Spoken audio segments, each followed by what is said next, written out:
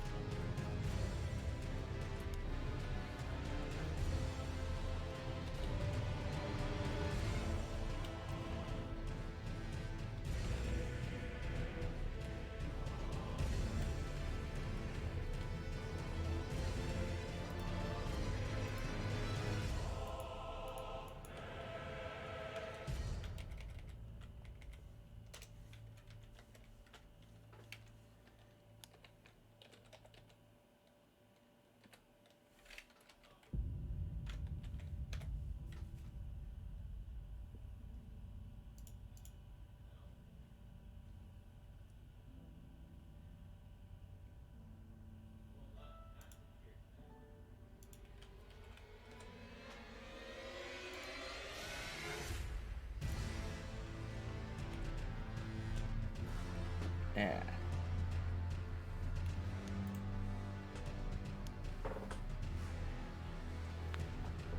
Okay.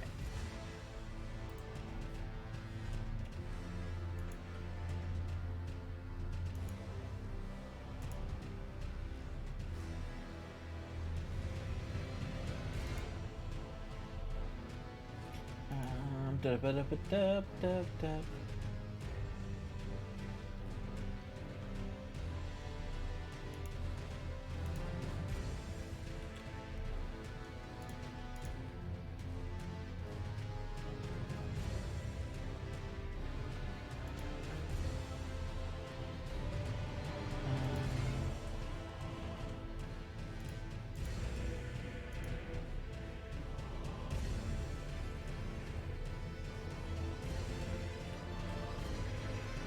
Yeah.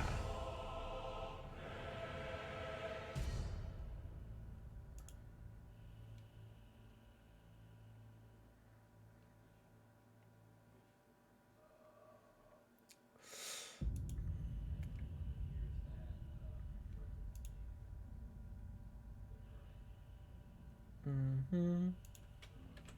Mm-hmm. All right. Um. So, time to kick off this murder fest.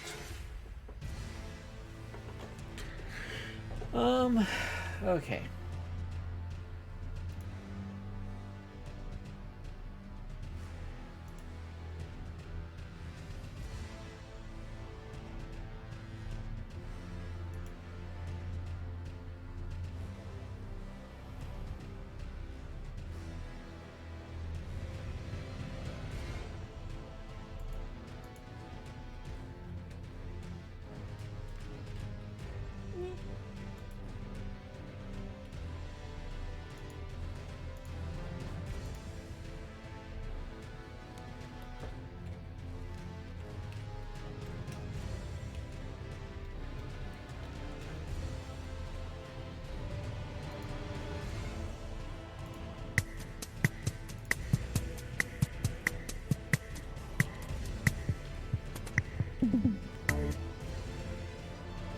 All right.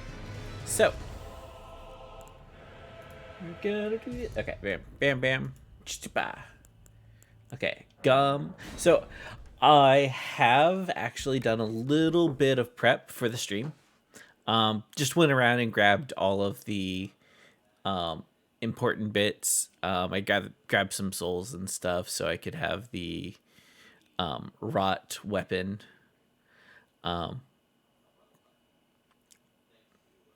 And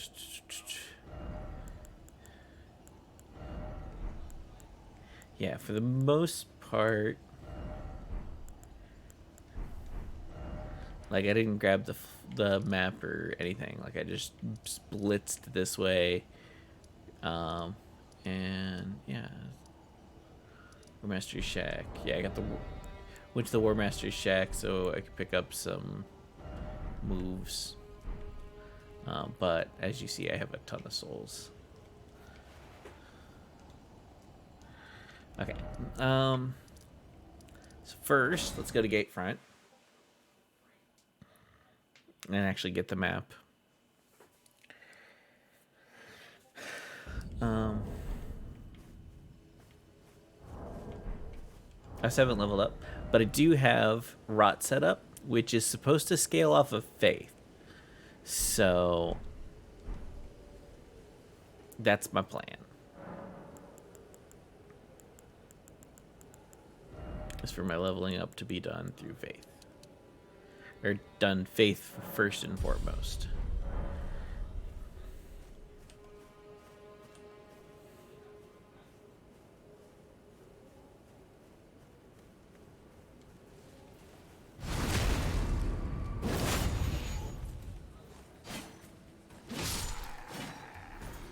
Alright. Come get some. And so I started off with the Prophet start.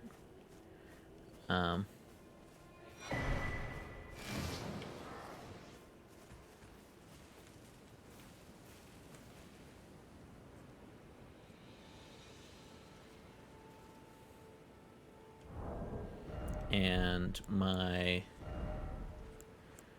Oh, I haven't picked my fortune. Or at least I haven't set a fortune. I think I did pick a fortune earlier.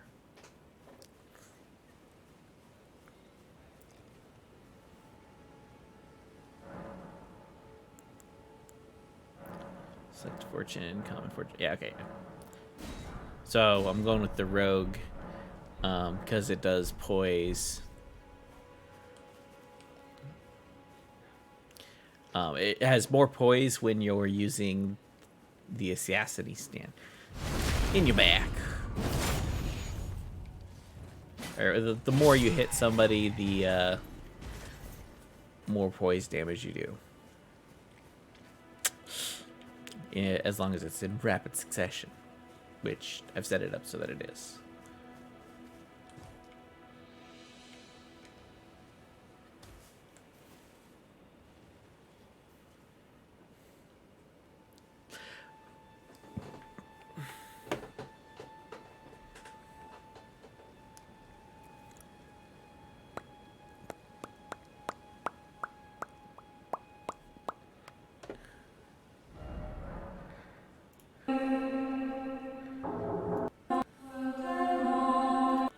Okay, I'm...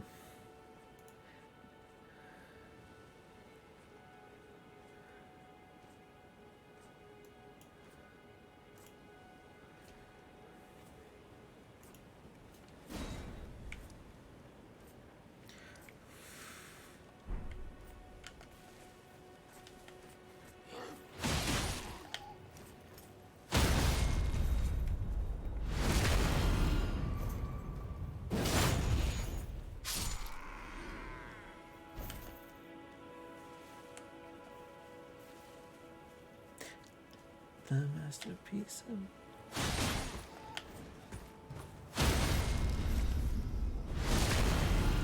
Yeah.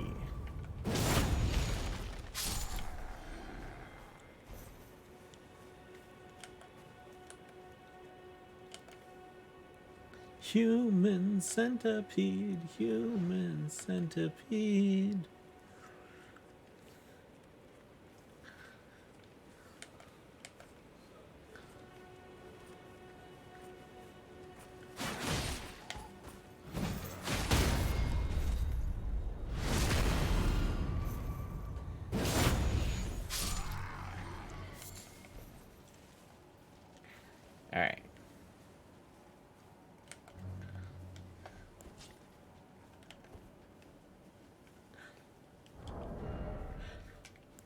Lord Storm.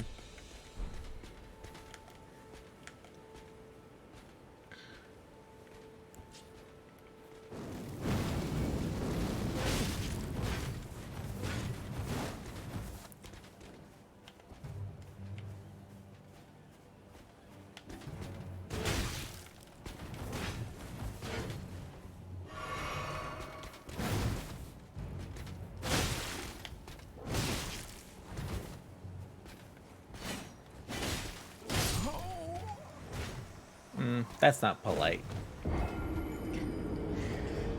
But that's what he gets, or what I get for trying to hang out with the cool kids. You know, just stabby stab stab. That's all he wants to do. Just stab me.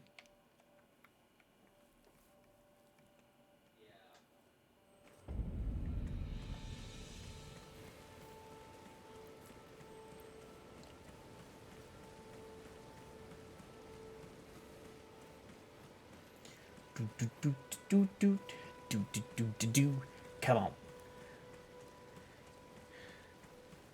I just want to intersect your soul. Don't you worry about a thing. We're all going to die and you're going to scream. Don't you worry about the moon. We're all gonna die and you're gonna do it in a bassoon.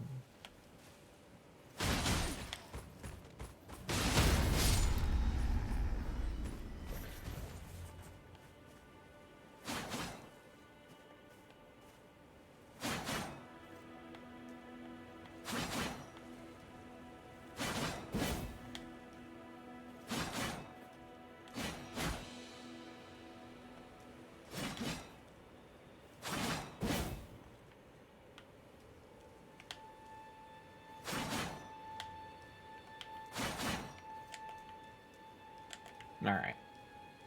Zug zug.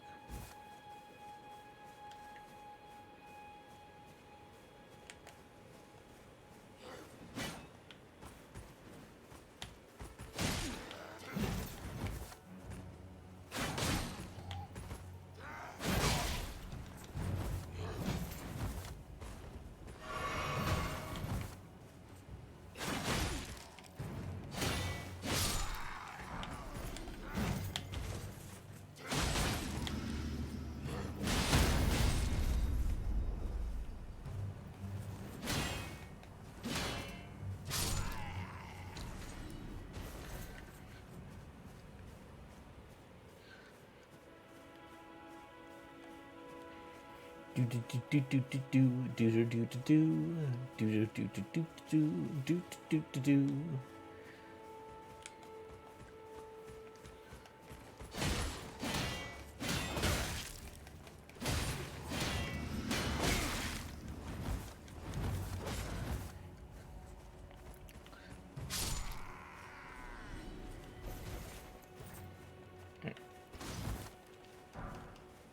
I do need to get a quicker weapon that doesn't require as much strength.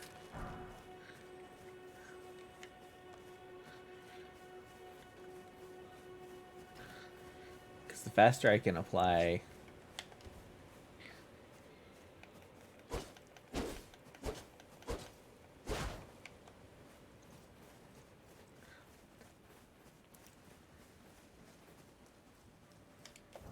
Well, actually, no.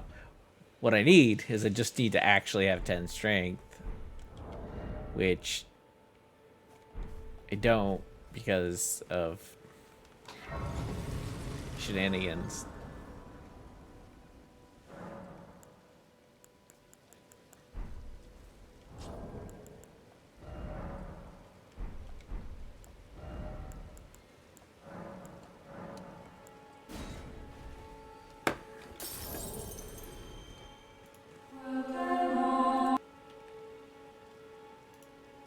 Okay.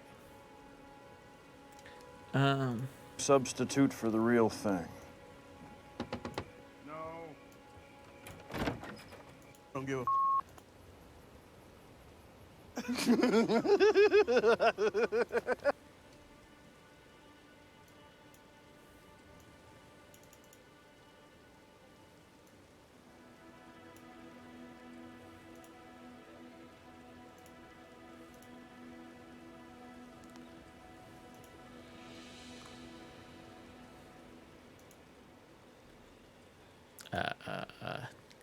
Yeah, I totally trust your graphics shop that seems to be having a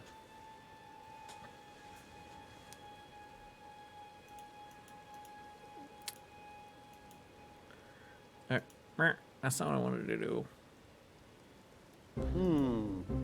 No hidden requirements. Johnson, you're fired. Why? It's not you. It's your shirt. Okay. So what's on our schedule, Mr. Swanson? We have one activity planned. Not getting killed. No, follow me. Just 1 second. Now. Run! Hey! Whoa, whoa, whoa, whoa, whoa! Run! What's going on? My ex-wife Tammy is back. Yeah, I saw her in the courtyard. No, my other ex-wife Tammy. Tammy won. I have accrued 228 personal days. Starting right now, I'm using all of them. While I'm gone, you're in charge. Ah! Also, I keep a sizable supply of ground chuck in my desk. Yeah. Remove it or it will begin to smell. Godspeed. Okay. Move. One thing I promised myself when I buried gold in my backyard was that I'd never be a hoarder or a miser about it. Hunting.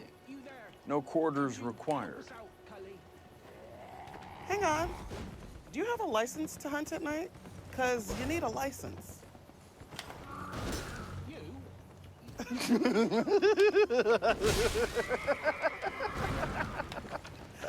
thought you were serious. Come on now. You know I don't give a... Fresh air, real weapons, an honest kill. There is no substitute for the real thing. No. Run. What are you doing here? Running away from my problems. Come on in.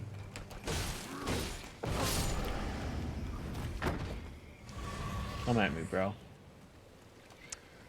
Okay, so here's what's going on. I didn't On ask. Friday, I'm supposed to announce that I'm running for city council. And I haven't told Ben yet. I know I said that we broke up, but we couldn't. We're still dating. But now I have to break up with him for real, but I don't want to break up with him because he's so cute, he's so nice. and If you're everything gonna else. stay here, there are 3 rules you need to follow. Just thank you. 1, no talk about Tammy. 1, 2, no talk about Ben. 3, no talk. I didn't even ask you last night. What is going on with Tammy 1? You just violated rules number 1 and 3. You lose your coffee privileges. Right. You choose, Nope. Hunting, Right. fishing, or drinking. I really love to shoot a gun right now. Fishing it is. Gentlemen, Wilderness Weekend is upon us. Fishing it is. There will be no video games. There will be no internet pads. This weekend you have 2 parents, me and Mother Nature. Rangers, as a reward for coming on this trip, I have gotten you each 2 gifts. Go ahead, open them. What is this? That is a canvas sheet.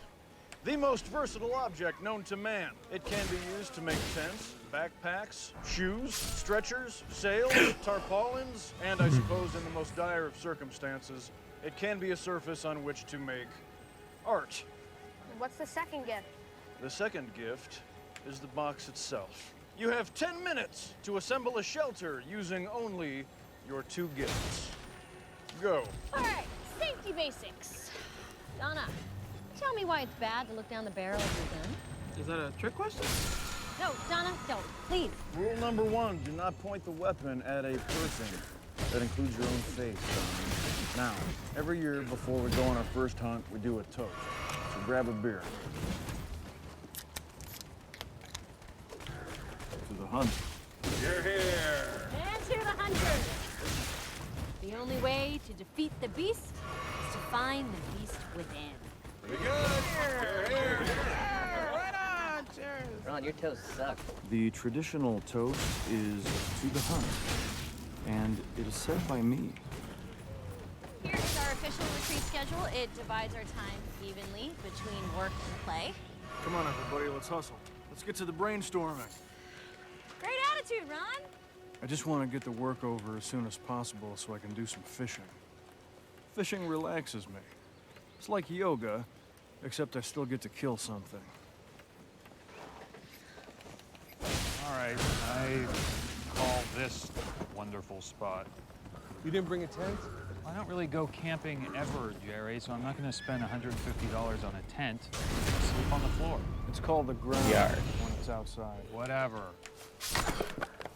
So, running for office. Now I'm gonna have to find a replacement for you. I might not win. You'll win. I might not run. You should. What's our plan here, Nope?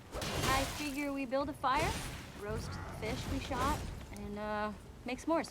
I don't have the material for s'mores. I do. I always carry emergency s'more rations in my car. Given your hunting abilities and my chocolate supply, I figure we could stay up here for 2-3 years.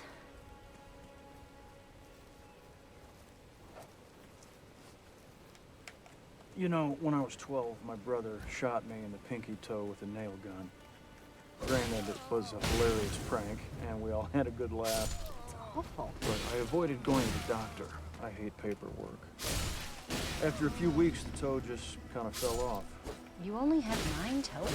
I have the toes I have. Let's just leave it at that. The point is, the doctor said if I had come in right away, they might have saved the toe. You can't run away from your problems. Especially if you only have 9 toes. Sorry, that was uncalled for. I'm Ron Swanson. Ow. That hurt a lot. No. You with me?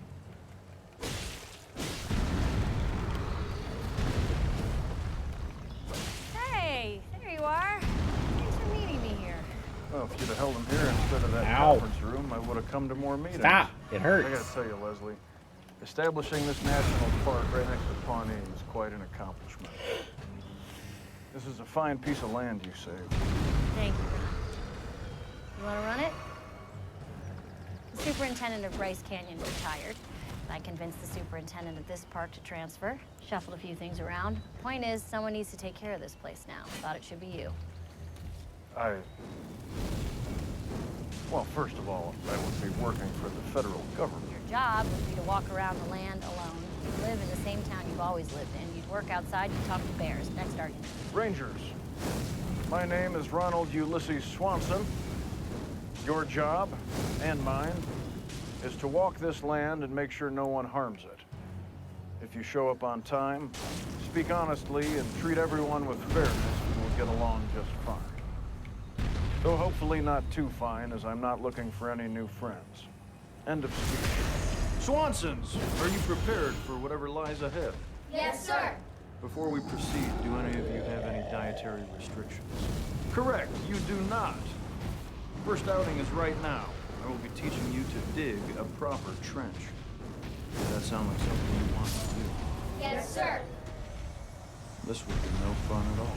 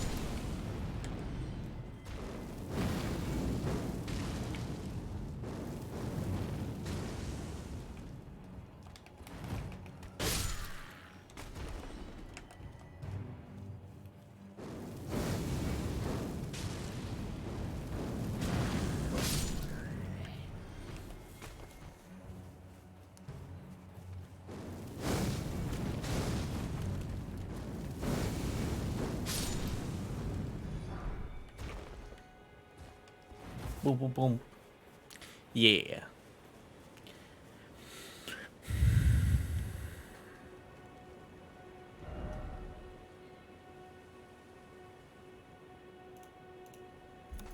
Ready? I was born ready.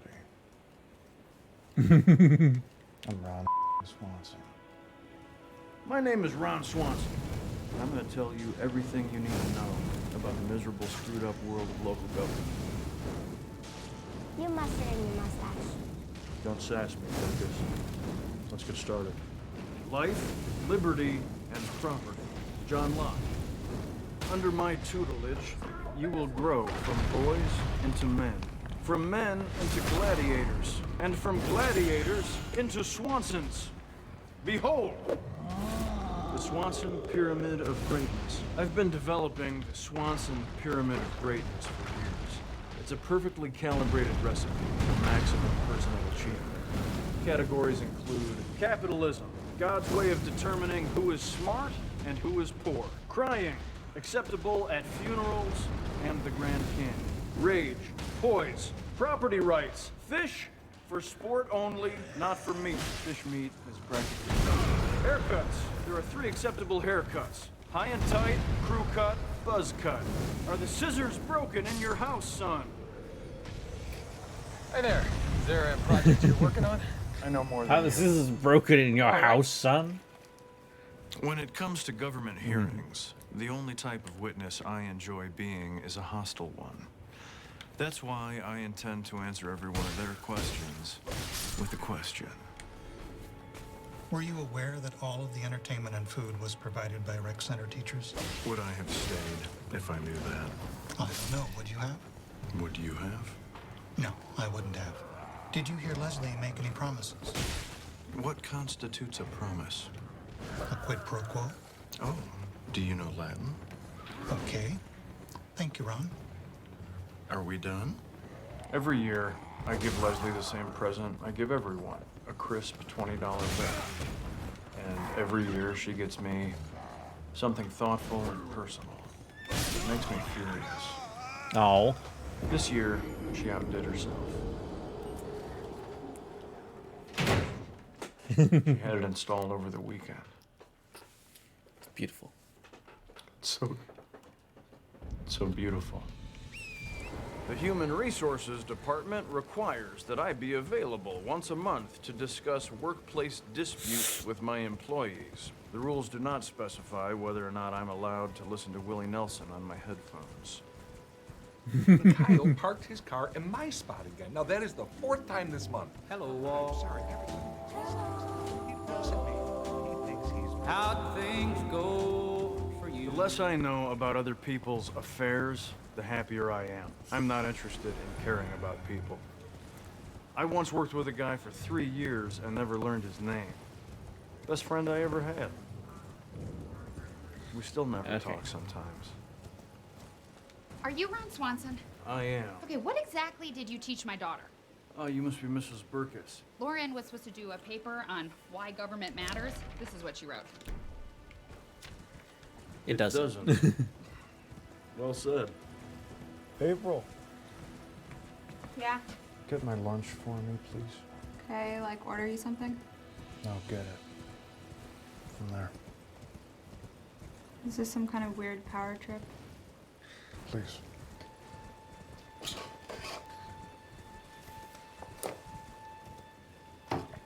Thank you. That'll be all. You're welcome.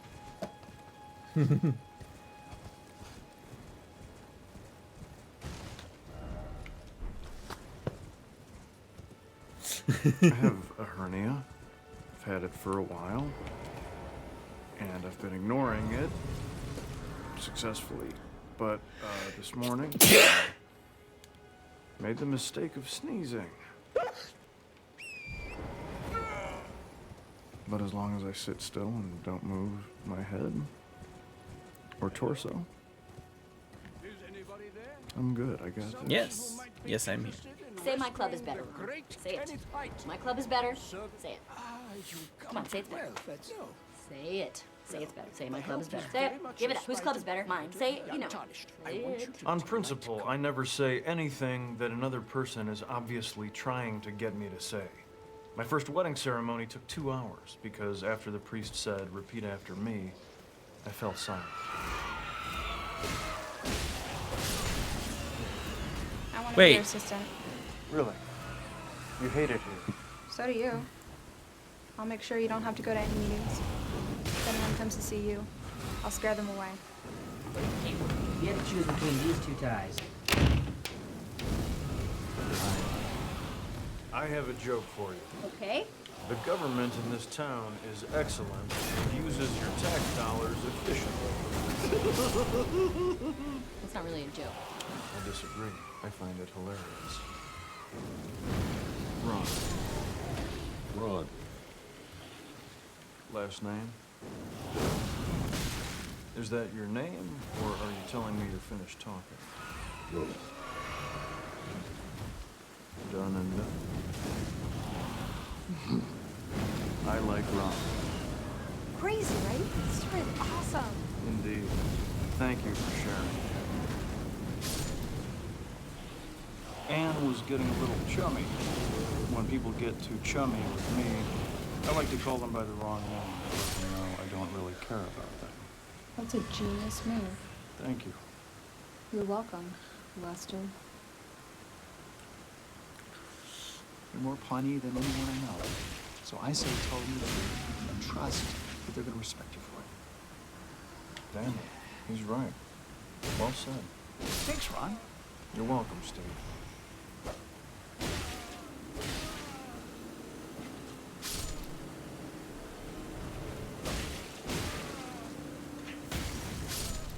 Working late? Yep.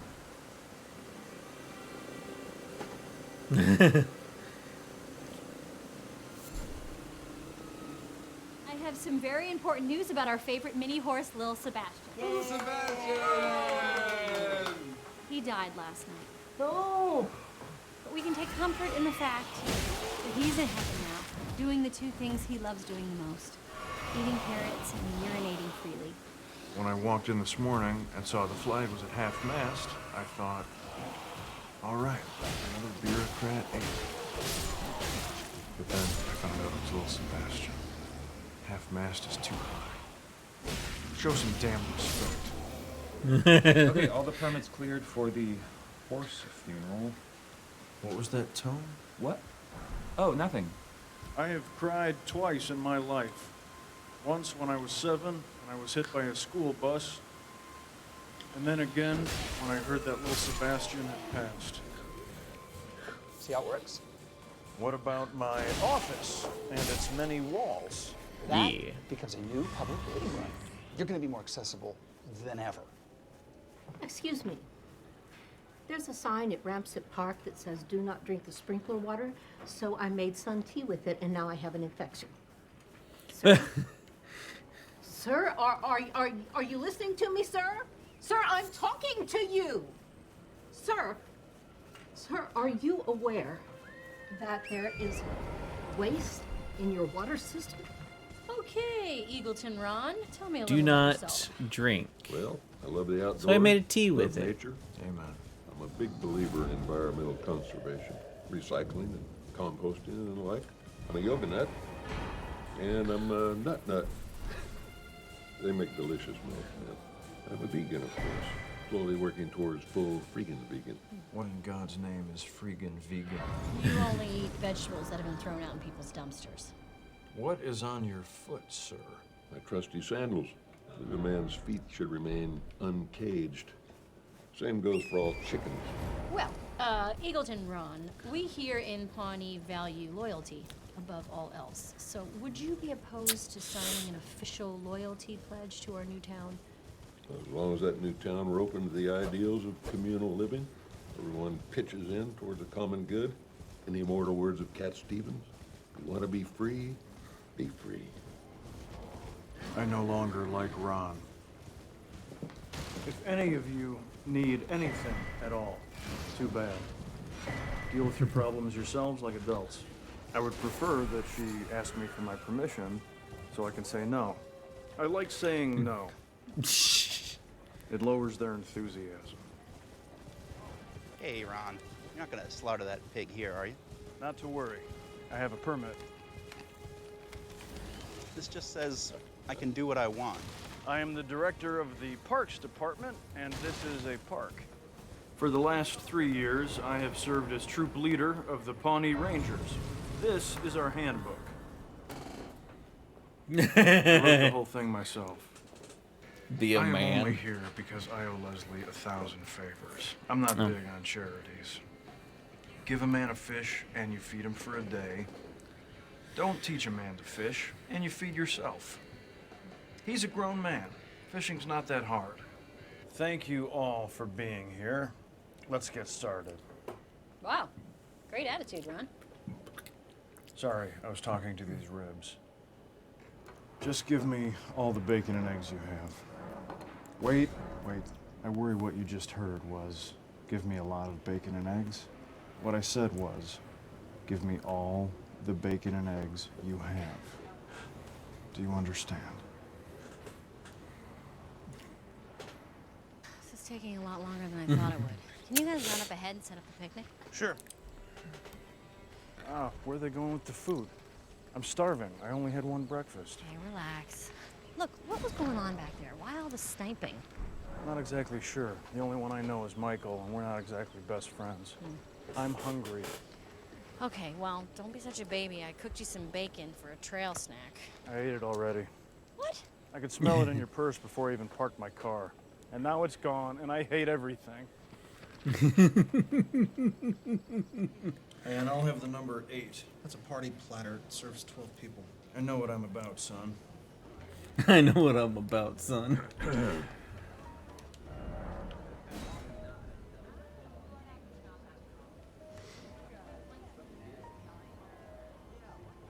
Can you get me out of it? Yes.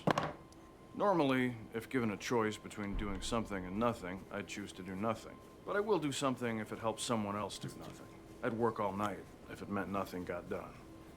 Truthfully, I barely registered his attack. He's incredibly frail and his arms are weak.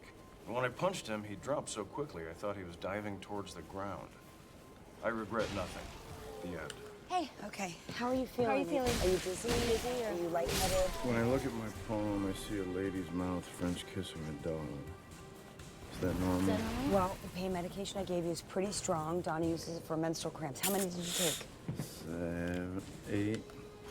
But I washed them down with plenty of fluids. No, Ron, you cannot drink scotch with this. You're gonna need to purge right now, okay? Oh, yeah. No, Yes. I'm not wasting Yes. 20 years Yes. scotch. Can you open his mouth? No. Leslie? What? Open his mouth. No. Open his mouth. Okay. I'm not making myself throw. Oh, Ron. Ron, you have to. do this. This is Ron. for your own good. I will bite you. Open your mouth, Ron. Leslie, grab his mustache. Open your mouth. Open your mouth. His shoulders.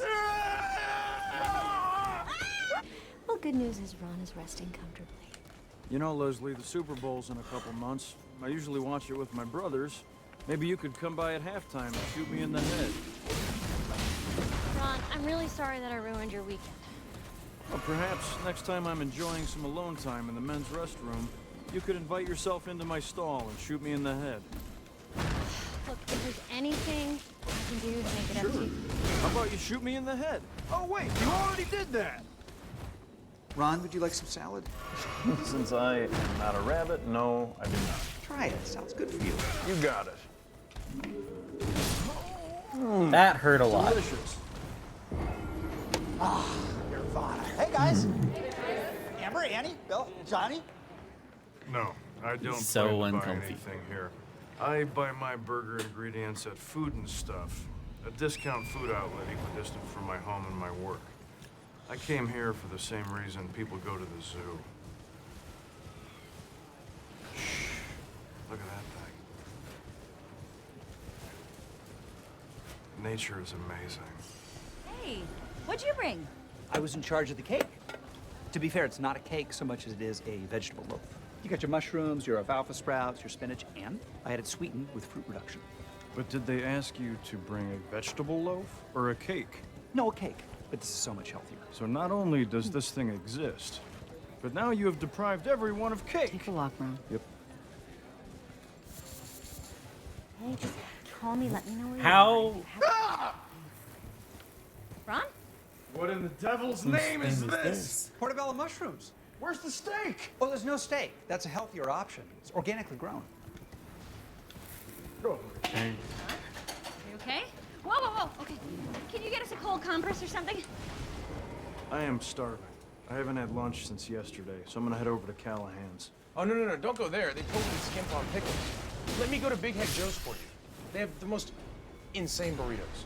I don't much go for edible. Trust me. They have one that's called the Meat Tornado. Literally killed a guy last year. You had me at Meat Tornado.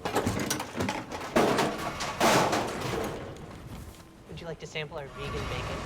100% beef. Yes, please. Another, please.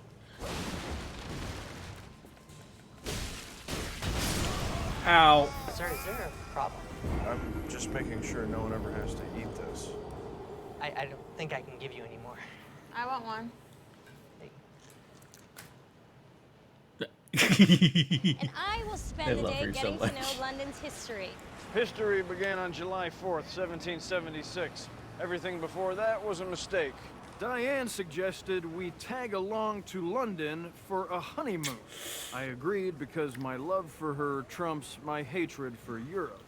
Then she hit a phase of morning sickness that knocked her for a loop and decided to stay home, but she insisted I go and take pictures for her. All of this could have been avoided if we'd followed my plan for the honeymoon. A steak dinner, a glass of Lagavulin whiskey, then vigorous lovemaking for 2 hours, and we're both asleep by 8:30. Speaking of bad reviews, Computers are mostly pointless, but that Yelp thing gave me a great idea on how to criticize people and places. I am composing strongly worded letters about things I disapprove of, and I am using the internet to get addresses where I can send them. So far, I've written to a vegetable farm, several European ambassadors, a manufacturer of male cologne, and a non-fat frozen yogurt bar. Dear frozen yogurt, you are the celery of desserts, be ice cream or be nothing. 0 stars. Tom and April were excellent witnesses in my defense. Unfortunately, every single word out of their mouths was a lie. There's only one thing I hate more than lying. Skim milk, which is water, is lying about being milk. Don't worry, I have tons more ideas. Okay, so sorry. New ringtone. Fishing relaxes me. It's like yoga, except I still get to kill something. Can I help you? Yeah, I own Lettuce Eat, the vegan restaurant on Lowell Drive, and I wanted to know why you nailed this letter to my door. Veganism is the sad result of a morally corrupt mind. Reconsider your life. Because I believe it. Good day. Carnivores. They're always...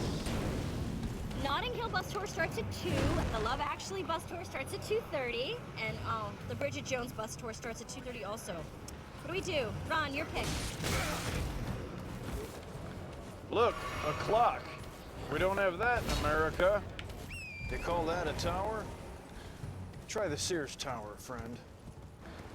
London at night. That is very funny. Can I help you, sir? Yes. I will take this. We don't accept American currency, sir. Of course you do. That's the most wonderful piece of paper in the world. Accept it. Very sorry, sir. Fine. Enjoy the fact that your royal overlords are a frail old woman and a tiny baby. Hey. Mommy! Indeed, Oh, I did. stop! For crying out loud. Couldn't have been better. We had a wonderful time. Yeah, that's good. My sitter's still out of town. So I really hate to ask you this, but is there any way that you could take him again tomorrow? Oh, of course. I'd be delighted. You're a lifesaver. Thank you. Girls, you want to spend another day with Ron?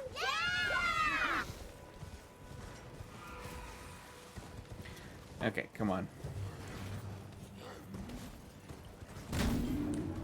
Hey, I don't suppose you'd want to move to Canada. Canada. No, I don't suppose I would. How much postage does it take to send a letter to Canada? Who's it going to? Canada. It says, Dear Canada, here. Shouldn't you be taking her to lie down? Ow. No, if she ever found out that we took her off camera. No, we'd no, all fire her. no, no. So just keep taking phone calls. You're doing great. 3, 2. Hello again. I'm Ron Swanson, and I am still taking your calls, hopefully about tonight's gala. You're on the air. Hi, what's wrong with Joan? She has a bad hangover, which she is pretending is allergies. Is she gonna be okay? Wouldn't know. Never been hungover. After I've had too much whiskey, I cook myself a large flank steak, pan-fried in salted butter. I eat that, put on a pair of wet socks, and go to sleep. That works?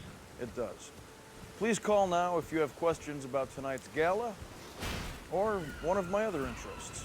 Woodworking, novels about tall ships, meat, that sort of thing. Ron, you've been sweating in here all day. Are you drinking any fluids? Yes, plenty. You need to drink water. Usually I take it neat, but I will make an exception in the name of health. Last night I watched a movie with Diane and the girls, in which an orange fish is separated from his father. The children were sniffling, which I believe to be due to the sad nature of the film. I was wrong. You need to take off those layers, rehydrate, and go to the doctor. Thank you for your concern. I will be fine. Please turn the thermostat up to 90 and leave me alone. Ron, this isn't safe. I'm a grown man. I have had a cold before. I need no help. So, if you don't mind. That seems about right. I'd like to object again to being brought here against my will. Okay, I'm just gonna double check your form here. Ron, you redacted all the information. I answered some of them, For date of birth, you wrote springtime. which is true. Everything you write down is confidential. We need you to give real answers. Fine. How many drinks of alcohol do you consume? One. That's it? One drink? One shelf. Do you exercise? Yes. Love making and woodworking. Do you have any history of mental illness in your family? I have an uncle who does yoga. Allergies? Cowardice and weak-willed men. And hazelnuts. Sexual history? Epic and private. Okay. Before you begin, a few ground rules. I need you to explain everything you do before you do it so I can determine whether I will allow you... Balsa wood? You could at least use mahogany. There's something occluding your ear. It's sawdust. Just below. You got strep throat. Writing you a prescription for penicillin. We'll have the rest of your test results in about 20 minutes. Cholesterol. Not interested. Good day. My first ex-wife's name is Tammy. My second ex-wife's name is Tammy. My mom's name is Tamara. She goes by Tammy. I have to go talk to her, and you gotta give me something I can use. Does she have any weaknesses? No. What do you mean, no? Everybody has a weakness. Not machines. I honestly believe that she was programmed by someone from the future to come back and destroy all happiness. I see. Just, I knew that you had two ex-wives named Tammy, so I was hoping that there was one that you got on with. No, I had both. On my deathbed, my final wish is to have my ex-wives rush to my side so I can use my dying breath to tell them both to go to hell one last time. Would I get married again? Oh, absolutely. If you don't believe in love, what's the point of living? It's really good to see you, Ron. You've aged horribly. You son of a bitch. It didn't take Oh long. my God! What is your problem? Nothing's changed, has it? Who set the bed on fire? Excuse me. Huh? I did, okay? Is that what you want to hear? Oh, we're fine. We're fine. Please. Sorry. Fine. Take it easy. When you meddle in someone's personal life, it's just so rewarding.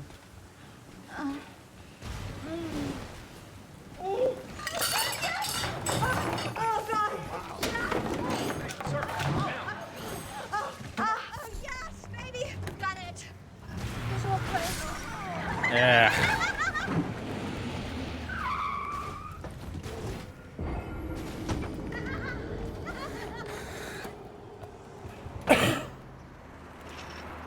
congratulate us. Oh, Ron's got one just like it so on his penis. bad. Oh, yeah.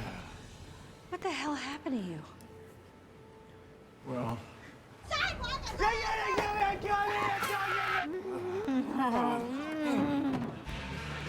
He's so bad.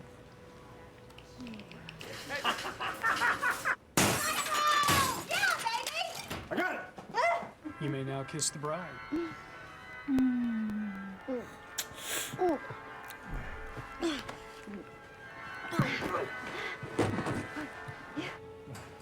It's been kind of a crazy night. Come back. Come back. Can you turn the radio off? This is our song.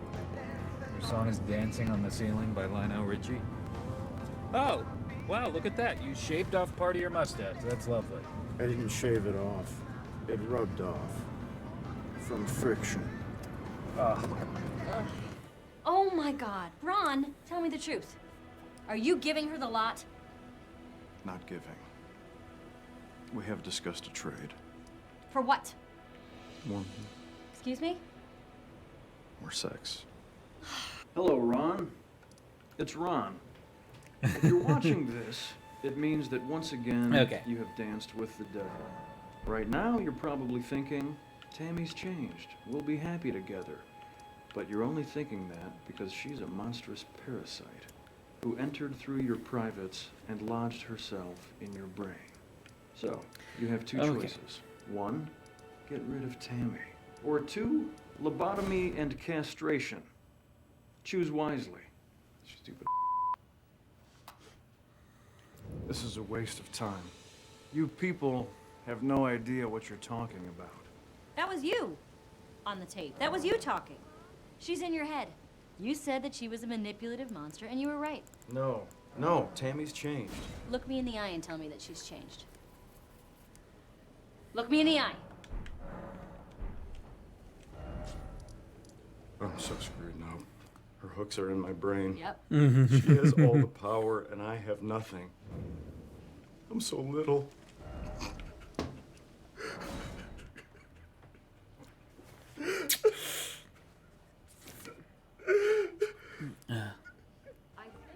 Ron, in 60 seconds. Tom, I haven't seen you tonight. I've been working on my presentation. I just came by to congratulate Leslie, and then I'm heading back. I admire the work ethic. I'm always looking for new investments. Ever since I got my first job at the age of 9, I have put all my money into gold, which is currently at an all-time high. So I have a certain amount of money. I've said too much. Okay, well, I am on Operation No More Fence, so I'm putting you in charge of Operation Ron's Party. : shock and awe. I'm all over it. I just need you to do what's on that list. Leslie has a lot of qualities I find horrifying, but the worst one by far is how thoughtful she can be. I'm only going to ask you this once. What is going on with my birthday? Oh my God, Ron, it's your birthday. Happy birthday. Shut your damn mouth. It's a fun conversation. Just tell me what Leslie is planning. Honestly, I don't know. I haven't heard anything. Why don't you tell me what she did for your last birthday? Oh, well, that was intense. She totally surprised me. She kidnapped me from work, and then she took me to that place, Senor Vegas, you know, where the mariachi band comes out, they put a big sombrero on you, and then everybody sings happy birthday. Damn it. And then we went back to my house, and she invited basically everyone I knew. And she had this great guy doing face painting, and I had my face painted like a fairy tiger. Also, she did it like a week before my birthday, which is genius, because I had no idea what was coming. And then there was a bouncy castle. Do you really need those photos? So while they repaint the lines in the parking lot, we're asking everyone to do street parking. I'm not street parking my Mercedes. Well, everyone is. I'm doing it. Nobody wants to steal a Saturn. All right, moving on to recycling. Nobody wants to steal Saturn. You okay, Ron? Just a little tooth pain. I'm fine. Continue. Each department will be getting blue bins. Do you need to go to the dentist, Ron? I don't like that. Just Hey!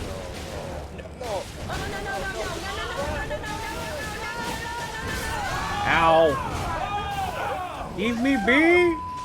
Oh my God! I'm sorry, everybody. What were we talking about? Recycling? Dentist pulled the tooth out yesterday. But it's always a good idea to demonstrate to your coworkers that you are capable of withstanding a tremendous amount. This is Ron. Go ahead, caller. Hi, my Yorkshire Terrier took the legs on my table. Is there a cheap way to repair that? Great question. Take a walnut and rub it into the legs of your table. That'll mask the scratches. Next thing you want to do is ditch the terrier and get yourself a proper dog. Any dog under 50 pounds is a cat, and cats are pointless. Come to the gala, next call. Grapes of Wrath, chocolate chip ice cream, and Johnny Cash. Don't trust big banks or small banks. Banks are Ponzi schemes run by morons. Your house isn't haunted, you're lonely. Whatever happened to, hey, I have some apples. Would you like to buy them? Yes, thank you. That's as complicated as it can be to open a business in this country. I've seen 3 movies in my life. Bridge on the River Kwai, Patton, and Herbie Fully Loaded. My girlfriend's kids love it. It's pretty funny. Next call. One. I've had the same will since I was 8 years old. Upon my death, all of my belongings shall transfer to the man or animal who has killed me. What are these weird symbols? The man who kills me will know. Ron, can you make the opening remarks? I'm not in the mood. Neither am I, ever. What's wrong with you? You live for this kind of stuff. I'm not in me right now.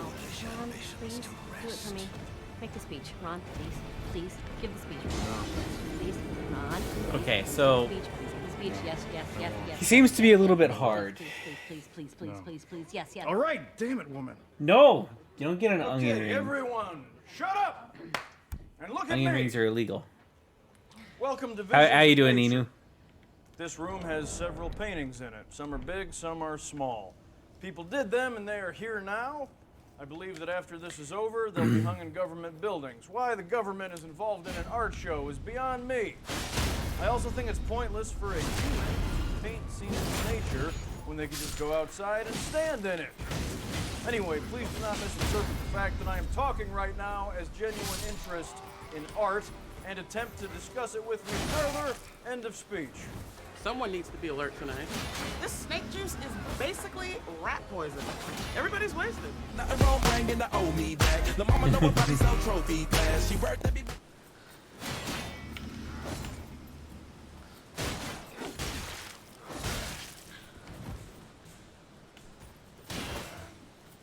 Oh yeah.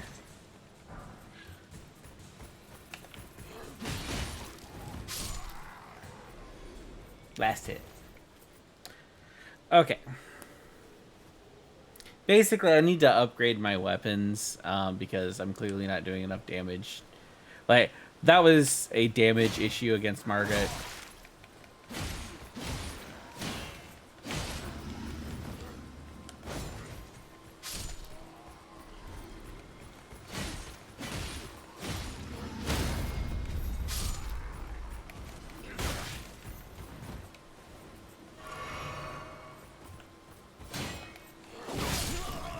Oh, ouch. Well, yes, my weapon has Scarlet Rot.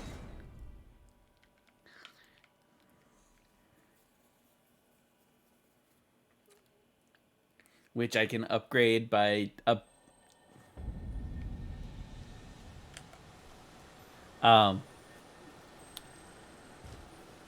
so part of this mod, you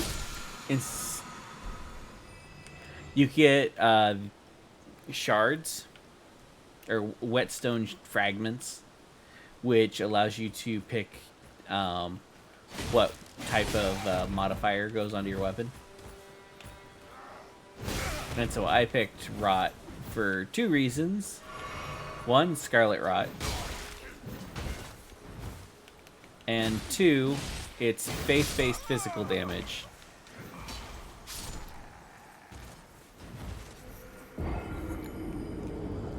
But like there's gravity or gravitation is another one, and that's intelligence-based physical damage.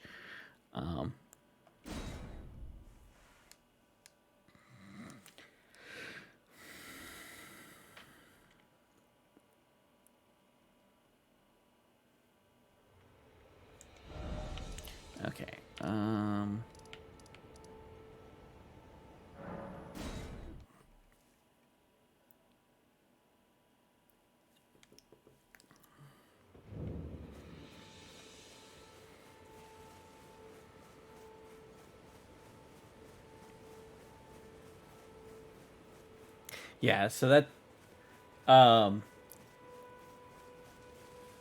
using Elden Ring Reforged. There.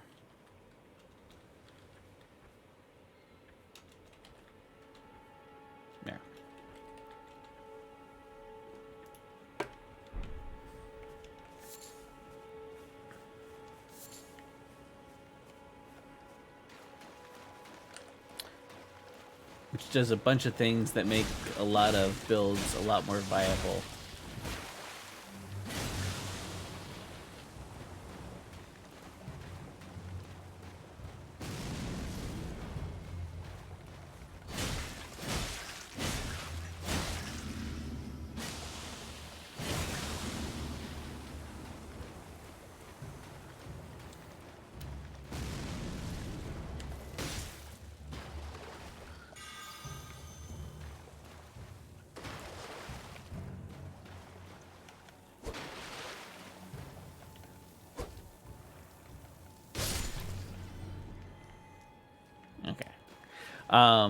And then there's... Oh, son of a dick. So... Oh, wait. Oh, don't tell me.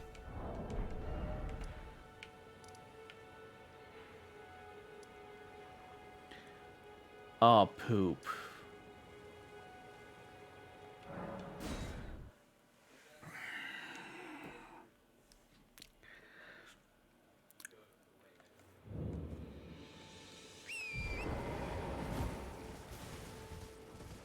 I just realized, since I haven't been to the actual roundtable hold, the thing I've been using,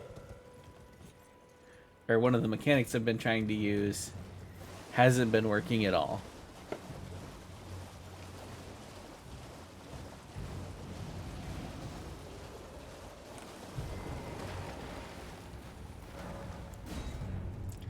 Which means that a rather expensive material's been wasted.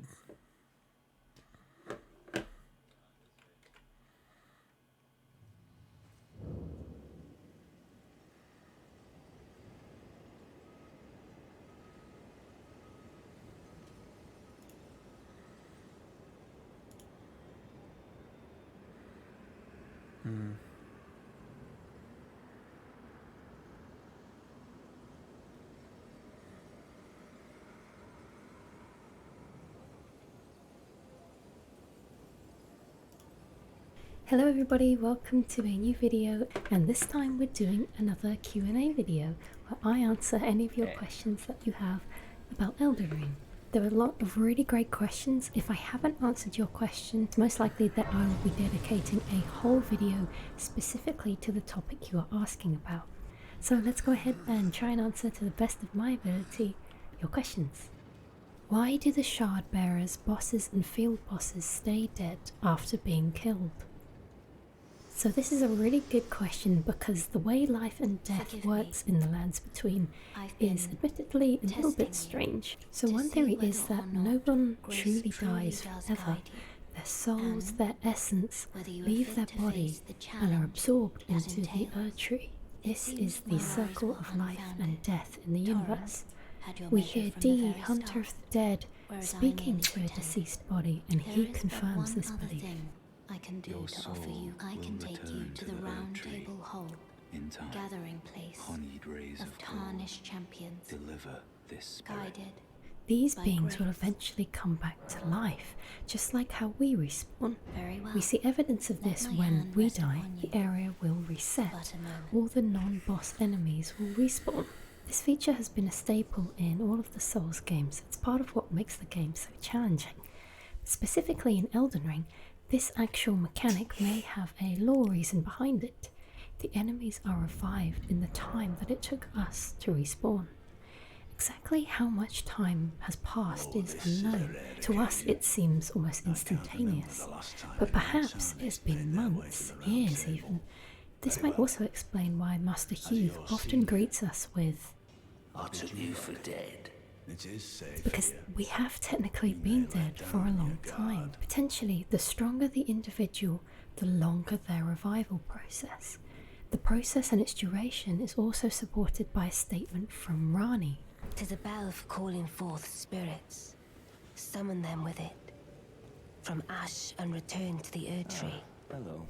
The reason we can summon ghosts is because we have effectively intercepted a deceased person's spirit on its way to being recycled in the Erd Tree. Their life force hasn't instantly been taken up into the tree. There seems to be some sort of delay. The reason why we are seemingly unaffected by the delay is because we have been blessed with the guidance of grace. Grace exists to guide the tarnished and lead them along So, their path. Codex of All And being Knowing able to see grace is a rare thing. is Not all what I tarnished was can do so. Some could previously, but have now lost that ability. This is all to do with Marika's because now bidding. I should be able Grace to. is thought to be Marika's will, and as long as she wills it, she won't allow us to perish. Let's return back to the question, specifically how demigods seem to be an exception to the rebirth rule. As I said earlier, the length of the rebirth Now I process can go could and be directly correlated to one's strength, the power level of a being. In addition, the text that appears when you defeat a shard bearer is never anything like enemy slain or enemy killed. It's more ambiguous than that. Demigod felled. Greater enemy felled. Felled means they were cut down or knocked down. Nothing as final as death. The only time it is very clear cut is when you complete the last boss fight. You get God slain, which is a very definitive language for that being will not return.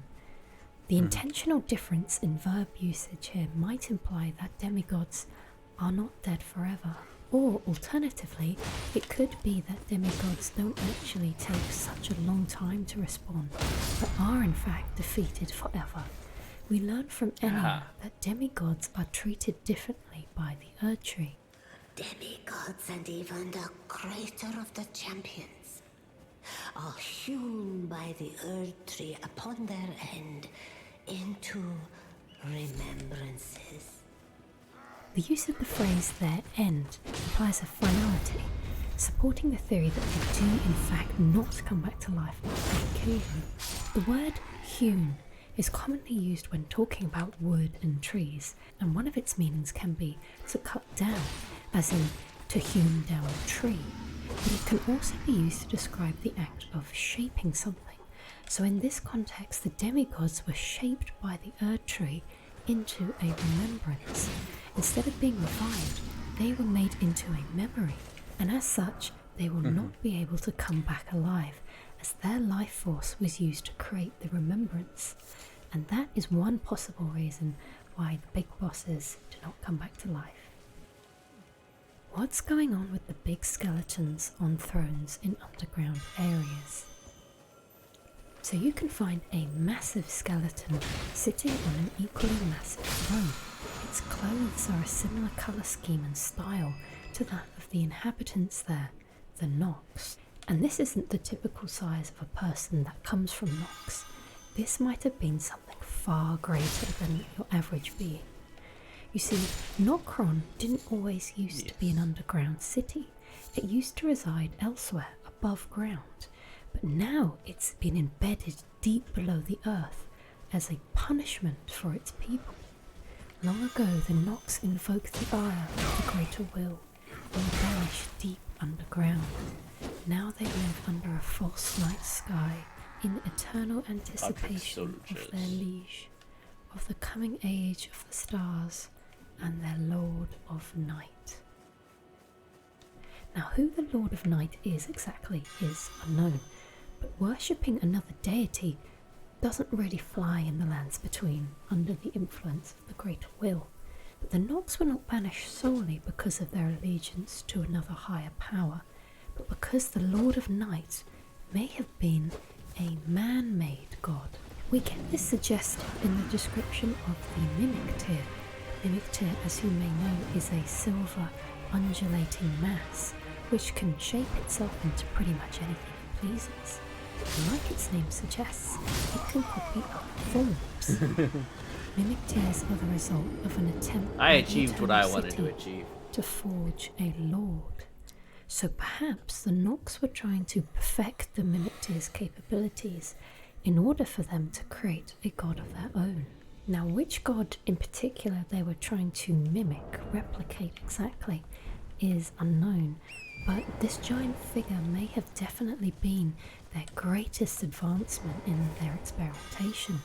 This was their new god, the Lord of Night. And the area that we find the skeleton in is also called Night's Sacred Grounds, as in the Lord of Night. And this experiment was going smoothly until something happened one day where now we are just left with the remains of this god. What is important to note is where we find the giant skeleton, in front of the dwelling place of the Finger Slayer blade. This is the item you need for Rani's quest, the only weapon capable of defeating the Two Fingers. But why is a weapon like this sealed away in a forgotten city? Well, the description of the Finger Slayer blade tells us that this blood-drenched fetish is proof of the high treason committed by the Eternal City and symbolizes its downfall. Now, I have two theories as to the reason and the order of events that took place.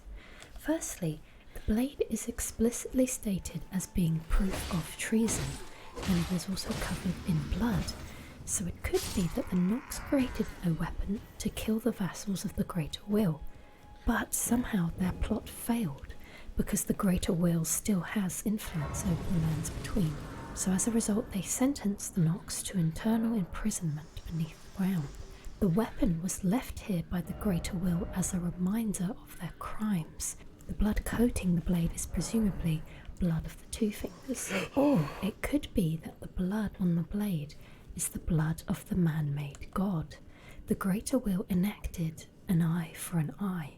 In response to the Nox attacking them, they in turn attacked the Nox's new god, and this is why that blade is left in front of the big skeleton as a warning: this will happen to you if you choose to cross us.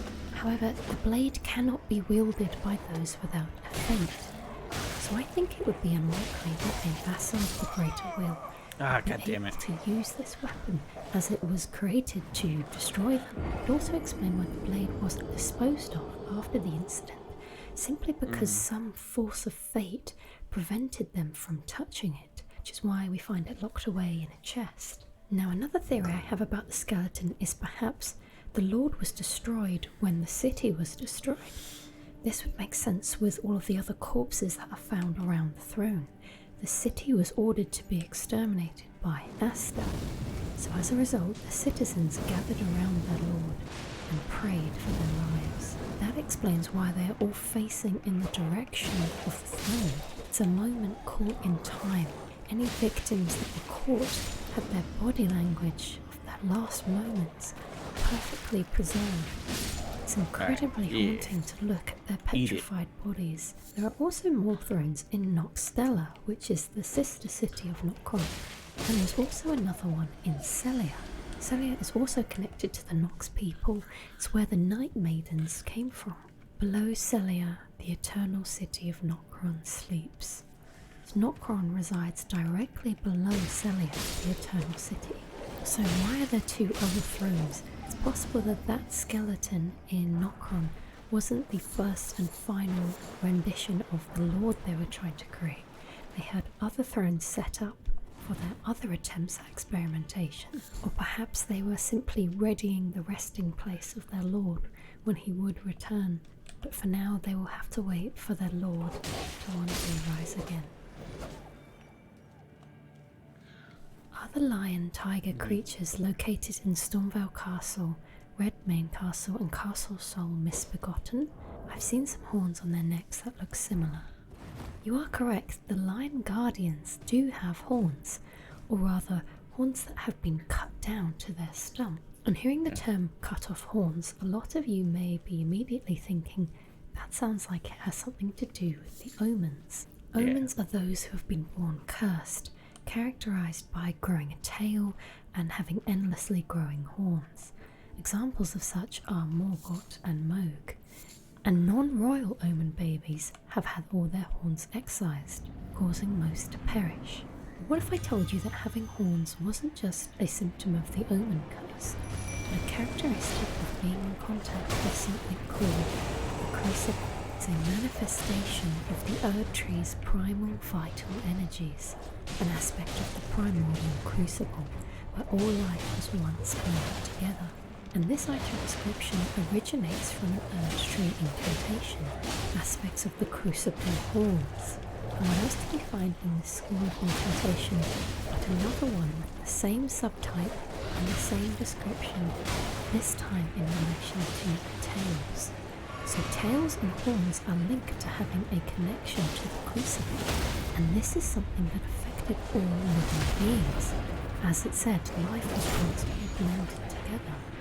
Now what proves that the Lion Guardians are definitely connected to the crucible is because of an item they drop called Fang. These multiple overlapping fangs grow from a single root. Perhaps they're a vestige of the primordial crucible. So here we have an allegation that the Lion Guardians have been touched by the primal life force of the crucible. An interesting word used in the description, vestige. Vestige can mean a part of the body or an organ which has become redundant or functionless through the course of evolution. For example, this could be compared to the coccyx or tailbone found in humans. It's a part of our anatomy that has an incredibly reduced purpose. You can function effectively without one. But perhaps many, many generations ago, the tailbone was in fact a foundation of the tail. Something that we as a current generation have lost through evolution. So to return to the question, are the Lion Guardians the same as the Misbegotten? The answer is yes and no. The Misbegotten are creatures who are also affected by the primordial crucible, because they drop the old fang item as well. And based on its explanation that all living beings once blended together, this is why the Misbegotten and the lions both have that same benign horn and fang growth. The line between species wasn't as clear-cut as it is now. In fact, maybe the concept of species didn't even exist when the crucible was in full effect. All creatures were effectively the same. I got What crabbed. about the fact that their horns appear to have been intentionally cut off? That's no Well, fun. This is because the crucible is a sinful concept, and those associated with it are considered impure. The crucible was considered a signifier of the divine in ancient times, but is now increasingly disdained as an impurity as civilization has advanced. If you were born with crucible characteristics in the current lands between, then you would be heavily discriminated against. The Misbegotten as a race are all enslaved because of this. The Misbegotten are held to be a punishment for making contact with the crucible, and from birth they are treated as slaves or worse. And perhaps this is why their features are disfigured. Those who hated to see any hint of the crucible, considering it blasphemy, took it upon themselves to maim and mutilate those who were considered to be less evolved than them. Who is the oldest between the three siblings, Radahn, Rykard, and Rani? Very good question. So these three characters are confirmed as being the offspring of Radagon and Renala. And there's no item description or quote that directly states the siblings' order of birth. The closest we get is some information from EG. As is the fate of Lady Rani, first heir in the Tarian royal line. Now you might think that this is decisive evidence to prove that Rani is the eldest sibling. If she is the firstborn, then that gives her first claim to the throne. However, I would like you to consider the structure of the monarchy in Elden Ring. It is most likely a matriarchy, meaning a female figure is in the position of power, that female being Queen Marika. Now this is significant because Marika's husband, Radagon, is not referred to as King Radigan, but as King Consort Radigan. And a King Consort is different, because this is a title reserved for a male who is not necessarily of royal birth, but is someone who is married into royalty, specifically marrying a reigning queen. So if this is a matriarchal structure, how exactly does one succeed to the throne? In real life, a monarchy has typically followed something called a male preference cognatic primogeniture. Now stay with me here as we break down this term into parts. Firstly, male preference, being males taking precedence over females. Then cognatic, meaning one born of a mother and a father who are married. And then primogeniture, the act of a firstborn child inheriting a particular position. So to put it all together, a male child who descends from married royal parents will be the first to inherit the throne. But in the case of Elden Ring's universe, because we are assuming this is a matriarchy, then instead there will be a female preference cognatic primogeniture. And therefore, because Ranni is the eldest and only daughter, she will inherit the throne by proxy. But all of this explanation was just a fancy way of saying that just because Ranni is explicitly stated as the first heir, it doesn't mean that she is the firstborn. See, in the case that Rykard and Radahn were born first and second, the oldest male would become heir because there are no female children. But when the moment comes that a female child is born, Ranni, then she would get priority of the crown. Then it would be the firstborn son, and then it would be the secondborn son. So where does this leave us? Well, Ranni could be first, second, or third child. I know it's not the most decisive of answers, but it's a start. Now let's talk about Rykard. We know what Rykard looks like pre-snake form because of two portraits in Volcano Manor. These give us a good look at his most recent appearance before he was consumed by the snake. And in my opinion, he looks rather mature. Defined face, full facial hair and grey hair colour. Now some people have said they see it as more blonde than white and grey, but this would be virtually impossible, as biologically it would be a very, very low chance that Rykard would have inherited dominant blonde hair genes. Rennala has dark brown, almost black hair, and Radagon has red hair. Now what's special about the red hair is that it's not only hereditary, but it is a curse, and I would assume that inheriting a curse in a bloodline would outweigh any dominant or recessive genes. We know that both Radahn and Ranni inherited the red hair of Radagon, so it's safe to assume that Rykard did as well. But why is he not depicted as such in his portraits? Well, it could be that he simply was old enough for his hair to start turning grey. This doesn't necessarily have to happen at old age. Some people do start to have greying hair in their 20s, 30s. And red hair that is greying can look like a light ashy blonde as it develops. So this may be evidence enough that Rykard is the eldest sibling, as he simply I love just the looks fact older that those guys than the other explode two. But maybe so that's not violently. exactly fair, as we don't actually know how old Ranni looks. Her doll body is not any indication of how she looked like in her real body, and the remains of that are too obscure to make out any features. What we know about Radahn is that he is a full-grown man, giant in size, and I think it's fair to say that he appears younger than Rykard. There is also a portrait of him at Volcano Manor in his prime. So if we are limited in terms of making a judgment solely based on physical attributes, maybe we can also look at behaviour, actions, titles, and how those might be indicative of one's age. Rykard has the title of Praetor. A Praetor is a high-ranking commander, but Radahn also has the title of General, which is also a position of seniority as an army officer. So that doesn't really give us an indication of who is older, if the ranks are indeed equivalent. I'm far from an expert in military hierarchy, so if I am wrong, please correct me. If I had to give one edge, I would give it to Rykard the Praetor. The duties of a Praetor not only consist of leading an army, but also to administer the law, and often being a presiding judge. To have this role, you would need to be highly experienced and be a learned individual, which could possibly support Rykard being the eldest sibling. So at the moment, let's consider the order as Rykard as the oldest, Radahn as the middle child, and Rani being the youngest. Rani has a lot in common with Renala, and her mother even refers to her as Little Rani. Little Rani.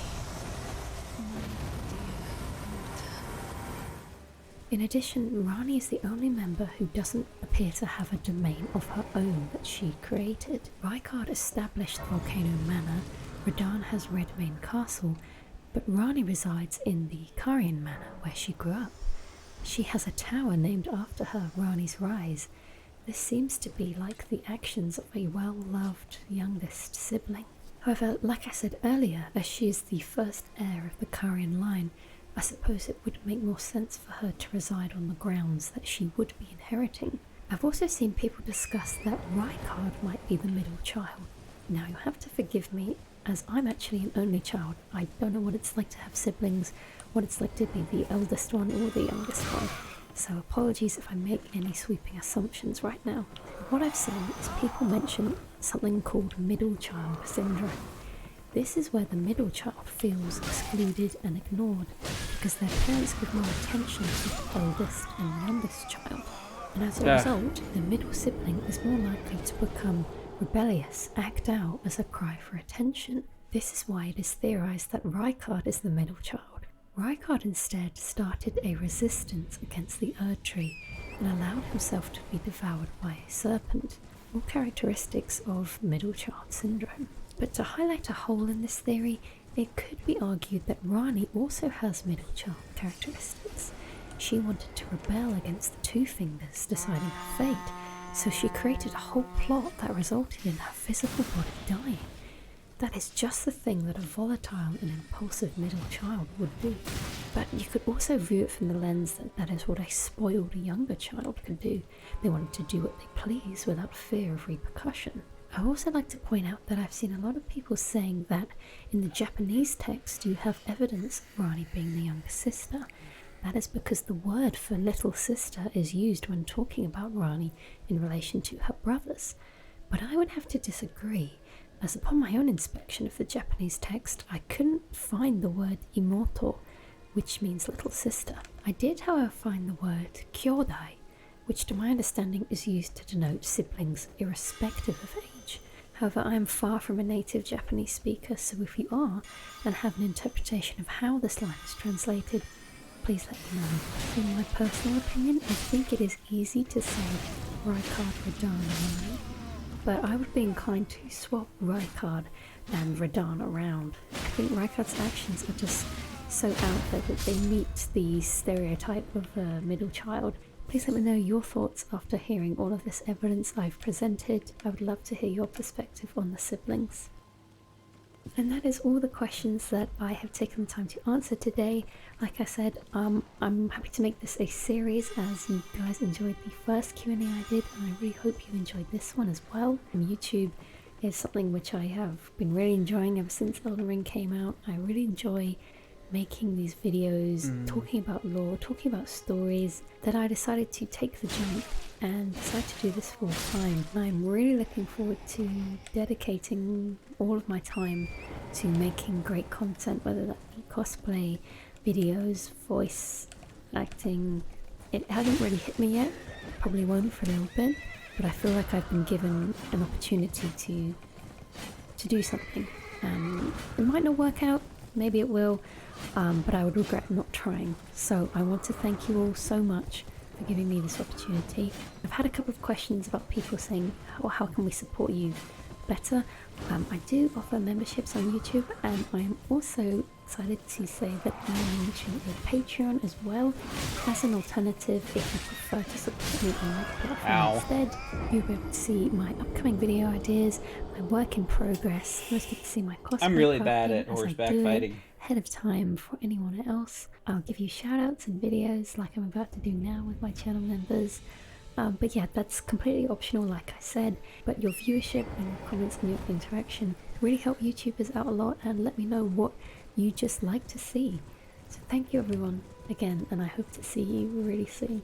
Thank you, and thank you to my channel members: Reese's5, Jawbite, Kyle Coldwell, Hellborn Hero, Retoyo Blom, Exile Turtle, Bloodfallen 223, Jeremy, Monkaru, Kichu, Joe Africano, Nubist, Chase, Just Nick, Kevin H, Teganon Dahl, Tabris, Jonathan Veras, Tarnished Ozzy, Frankie Felix, Milo Raglan, Cheatma, Daunted 232, Lord Horatius, Dark Souls Weeb, Grizzlify, Echo Sandwich, Joachim Westman, Bucky, Liver22, Trip Kennedy, STK True, Punished Nickname, Meskir, Lua420HZ, Karcharadon Zastra, Kundry123, Delinator90, Vinicius Aracolego, Frozen Over, Matthew, Jacob McCormass, Oblivion's Muse, Caillou Motta, Bridget Pettigrew, Goth Reaper, Grey God, Tim, Caleb Sandlowski, Spartan PK99, and Lone Wolf. Thank you all so much.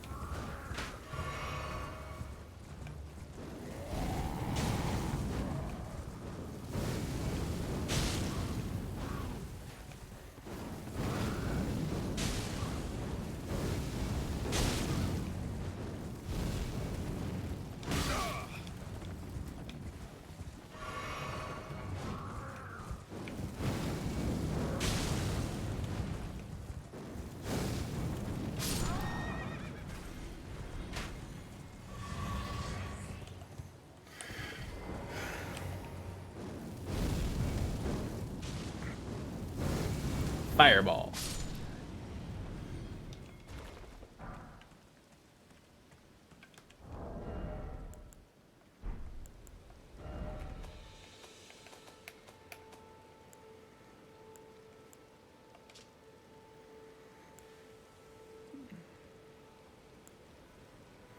Incantations originating from a sinister prophecy.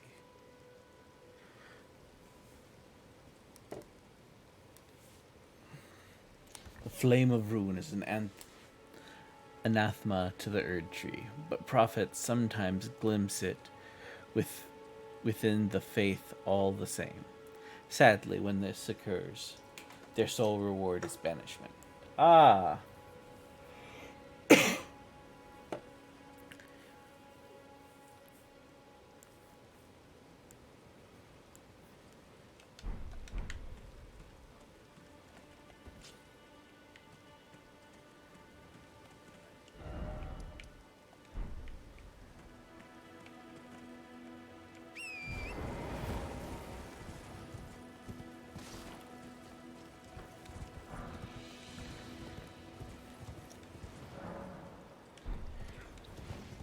Fireballs in this game are considered pyromancy per the previous games.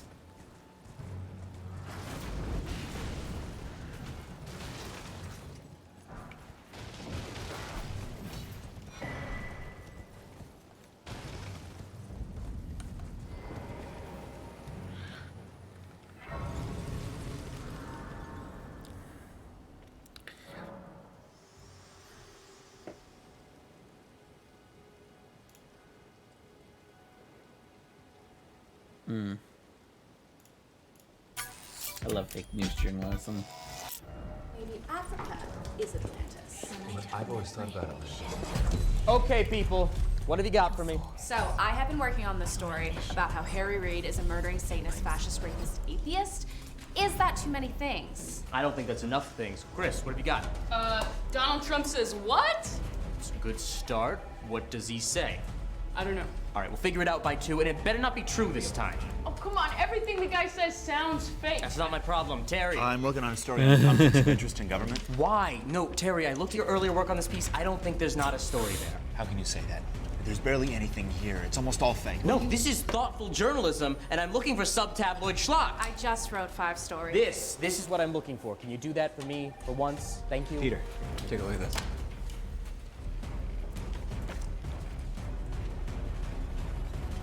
Where did you get this? I made it up. Holy shit. How deep does this thing go? As deep as you want. As deep as you want. My God. Okay. Change of plans, people. I want everyone working this Pope corruption beat. What about my conflict of interest story? Oh, what about it, Terry? What about it? This isn't the Times, for Christ's sake. This is patriotnews.info. We don't have a reputation to uphold. Look at those awards. You see that? A lot of sweat and blood went into photoshopping those awards. This story could define my career! Oh, your career. This is bigger than you, kid. Why'd you get into fake news in the first place? Honestly, I don't know. It's crazy that it exists. Well, I'll tell you why I do it. I do this because I believe the truth is powerful, and it takes constant vigilance to drown out that truth with noise. I do this because the powerless deserve a voice. And maybe that voice should be a crazy, wackadoo, coked-up conspiracy theorist meth head with a bad sense of humor. I do this because I believe that politicians should be held accountable for the things we say they did, whether or not they actually did those things! You're a fake newsman! Start acting like one! I don't have sources. What did you say? Sources. Hundreds of them. All of them totally non-existent. I don't have quotes from named figures. I don't have peer-reviewed studies. I even don't have video evidence.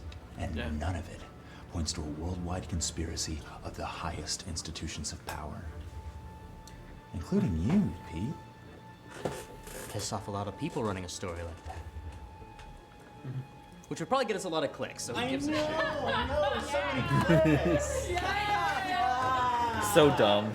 Should probably get us a lot of clicks, so.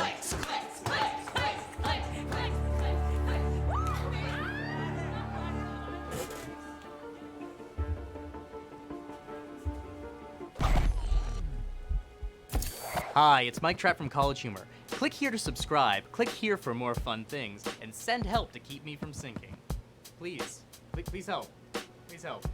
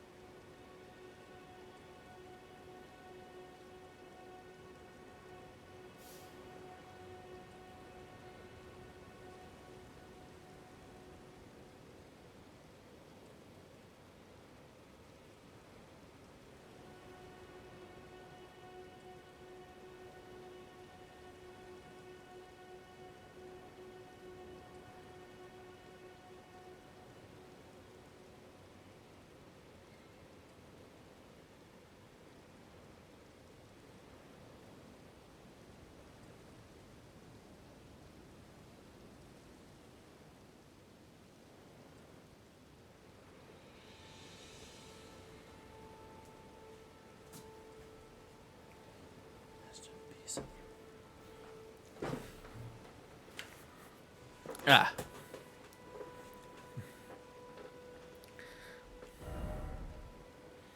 Do do do do do. Human centipede.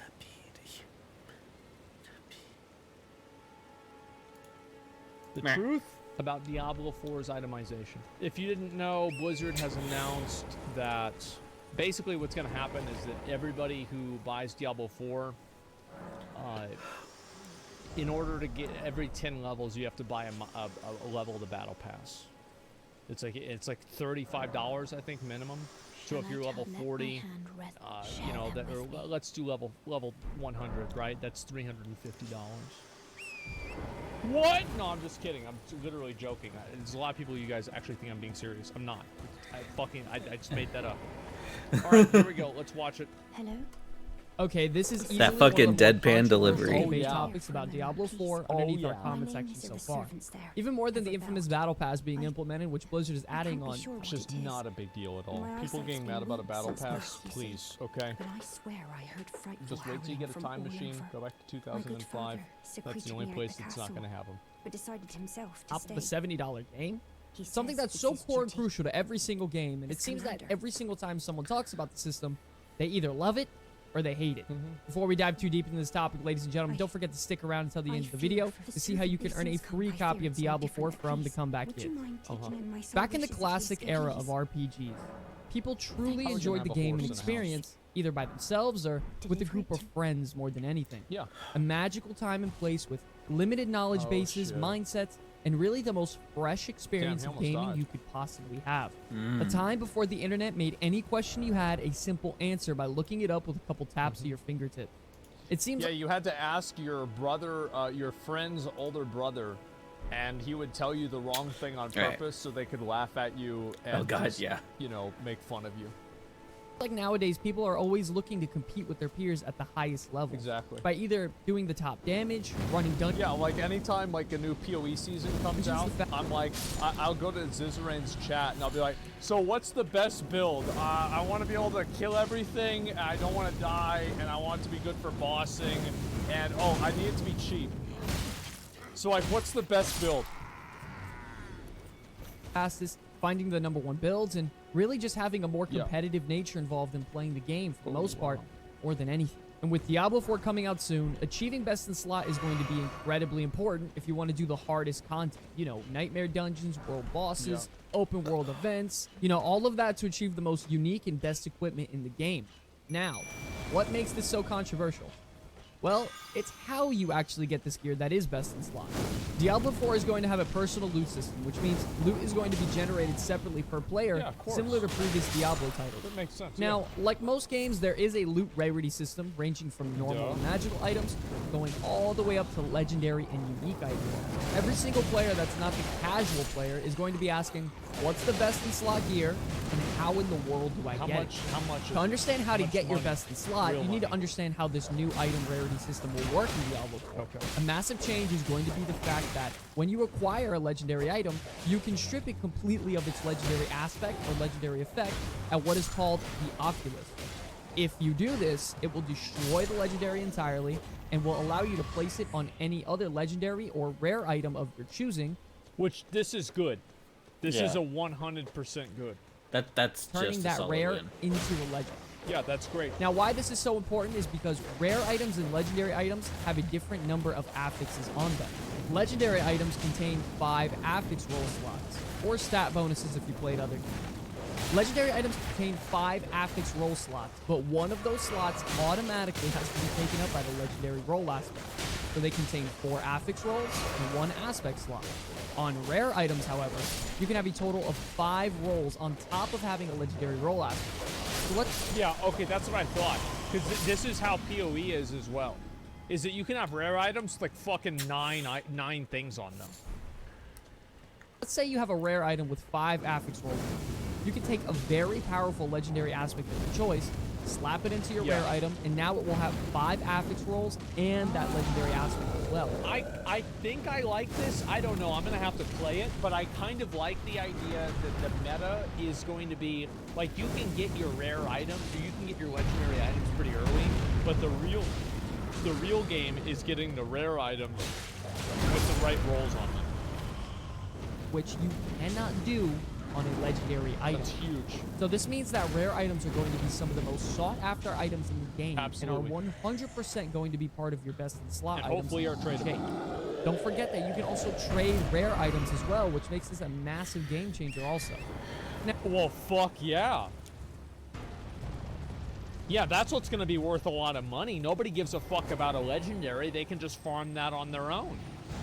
Holy shit. Now, this way of achieving best in slot This is has really big. split the community into a little bit of a controversy. On one hand, you have people who are for the system, which they believe it Who the allows fuck is going to complain about this is perfect?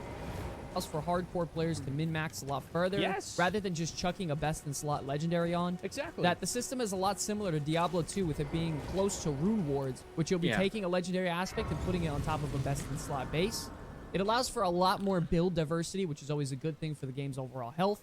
And they Yep. also love that Kind Diablo 4 is taking inspiration from games like Path of Exile, which is honestly a fantastic thing, seeing how beloved the franchise actually is. True. Like- And there's also more content in that you have to grind out rares as well as legendary aspects also. Yeah, And yeah, you're going for that 5 affix item. I'm no selling. the controversy is that some people are all You want to have like main stats, fucking critical strike chance, critical strike damage, attack speed, and a socket.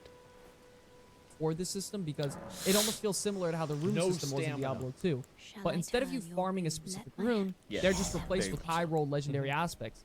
And they believe also that there will be way more excitement because any rare that you find can be a massive upgrade Yeah. with implementing a solid legendary aspect into it. People used to sell, this is like, I think they still do this in PoE, that they'll sell unidentifieds, but like they would sell unidentified level 63 rares, and like 63 was the highest in like vanilla D3. They would Yeah. sell them, and people would buy them on stream. Like I don't think Riparian ever did this shit, but like other people did, and they would ID them, and it was actually the best content. It was gambling before gambling. And that one-dimensional farming is very boring and is incredibly outdated in a game in today's age. Now, the people that are against it think it's a lot more difficult for a casual player base because It's the opposite, because it's going to allow them to... It means that the legendary items will probably not be that hard to get. So you will be able to get your functional... Like, you'll be able to get your 4-piece or your 6-piece Talrasha or fucking Bolcathos set.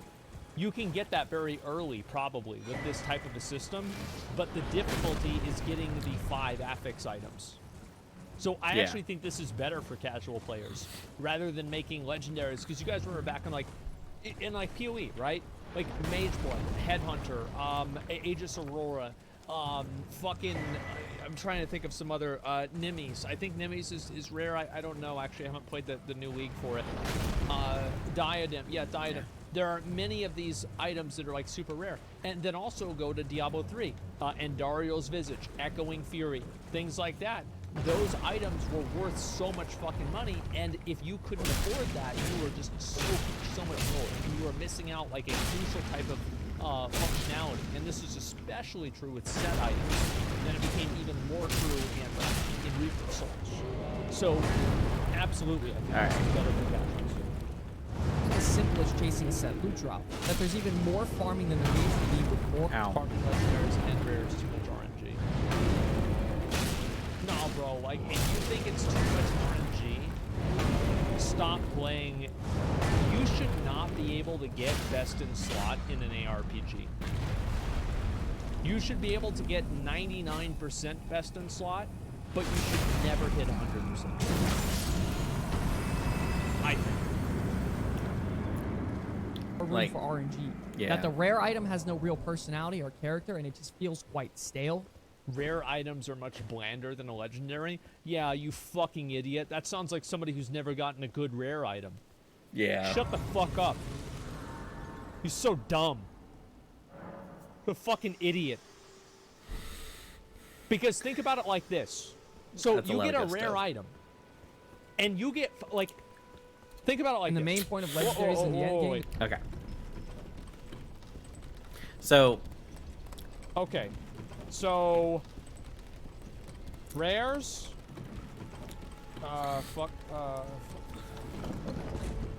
Okay.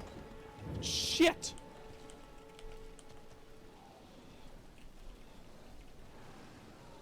Okay. So there are 2 slot machines. Okay.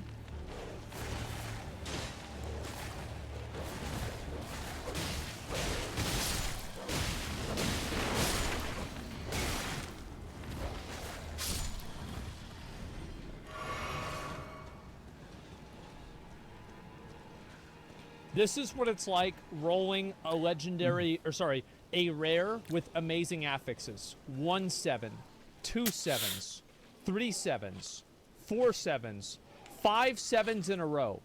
Here's what it's like rolling a legendary. 1 7, 2 7s. Wow. Yeah. How much better it feels to hit 7 7 7 7 7 rather than 7 7. Yeah. If you hit, like, how many of you guys have Because the ID'd probability of that is like just a so much rare, more absurd. a rare item in PoE that had a like tailwind on it, for example. Like it had a fucking what's it called? Al Hasman, or whatever the fuck his name is. It had like tailwind on it, or it had like max all res on shield, or something like that, and you hit one, and it was like, oh my fucking god, I got it. How many times do you feel that way about a legendary? Maybe once every season that you get one good legendary. It's not that exciting. Rares are actually more exciting than legendaries. Just wear it until you find a really good rare and then extract the aspect. The people that are against this system believe that best in slot is not being something that you chase and grind for, it's rather than... Bro, the people that say legendaries don't feel legendary, if they actually made them feel legendary, they'd be crying on the forums about it. Yeah. Like, oh, you have to beat Diablo at level 95, and he's super hard. I can't do it. My build won't work. Yeah, they'd be crying about it. Fuck out of here. Rolled on with RNG. And that it's incredibly tedious, the fact that you have to pick up every single rare you see. And It's very much a 5 case. affix that.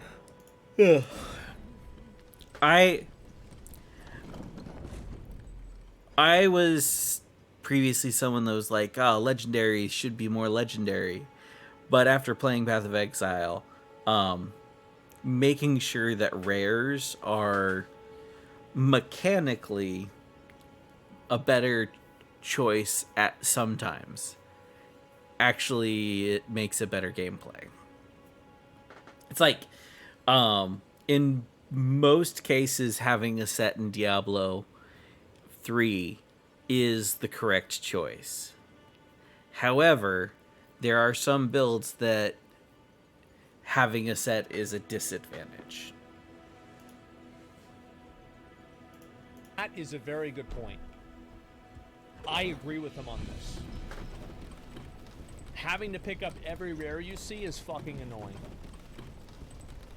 Slot they had God piece, and that it's going to be incredibly tedious. a set of even more rings when that what they made did it so in you couldn't. PoE, sorry, I didn't need another Diablo set. 3, which I actually think and is then a they good way of changed doing it so now it's you actually are just able to, like, whenever you do a a you complete something, gem. you get a currency, and it allows you to roll a bunch of rares rather than looting the rares from the ground.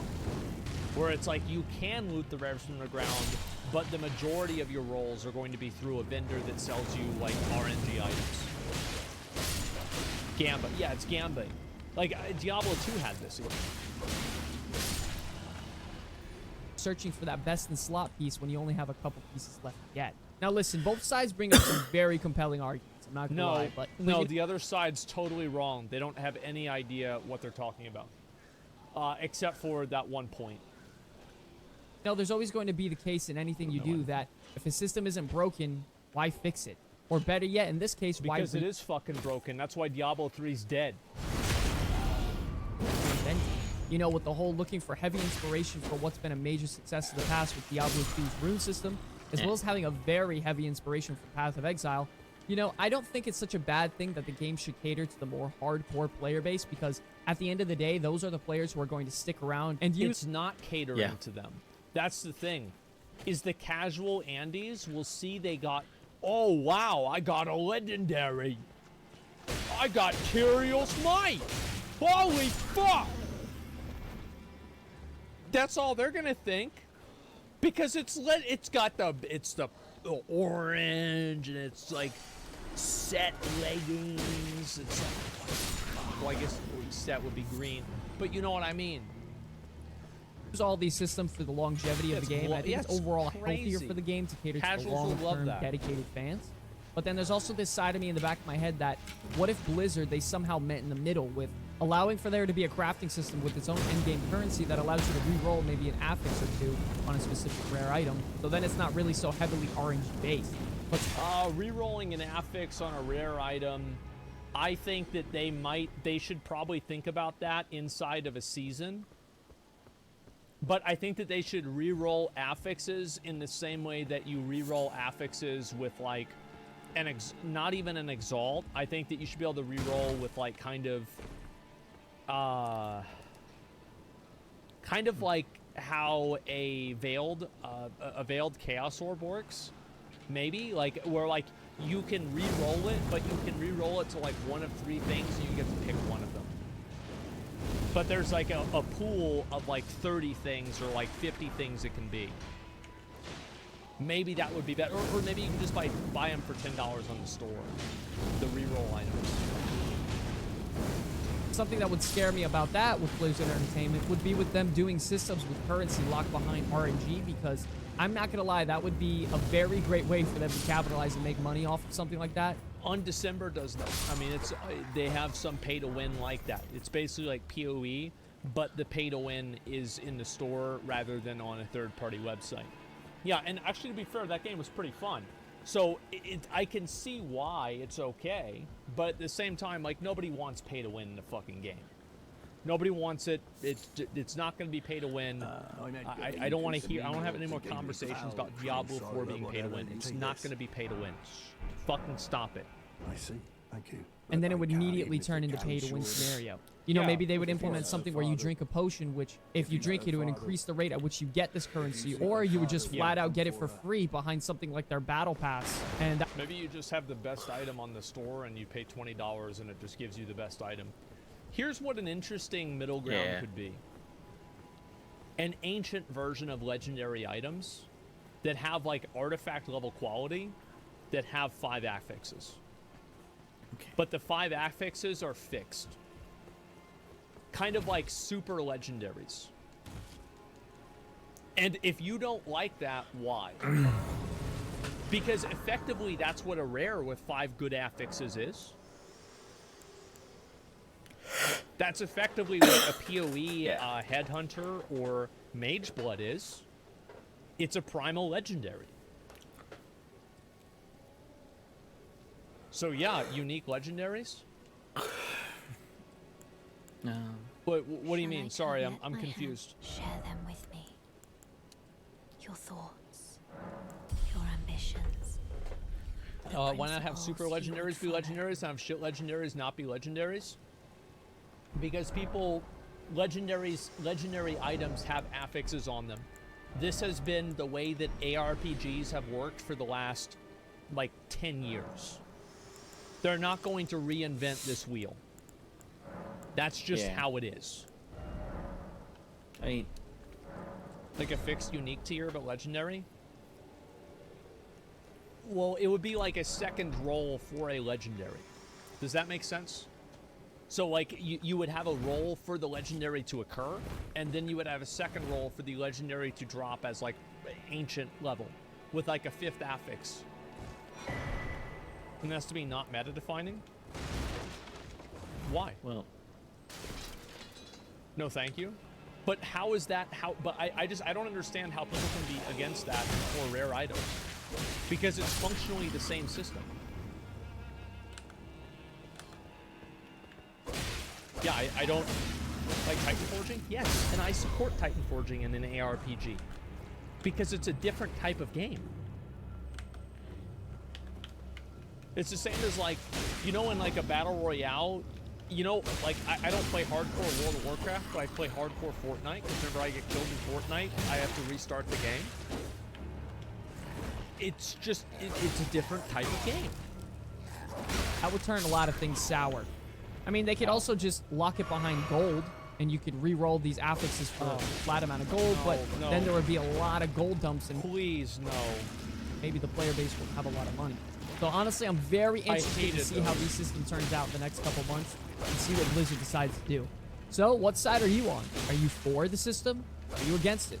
Let us know in the comment section below as we answer every single comment. Now listen, I think we have some real magic with Diablo 4, and either way, no matter what, I think at the end of the day, the majority is going to be super happy with this game.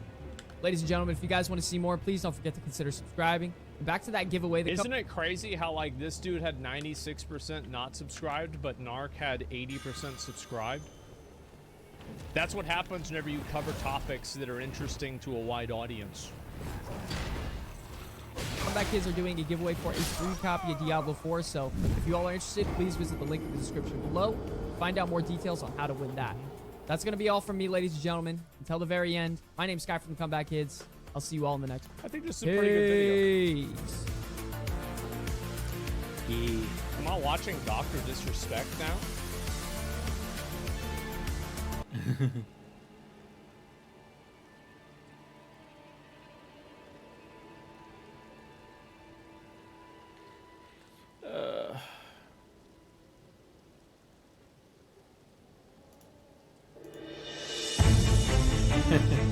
Actors tell seasons stories.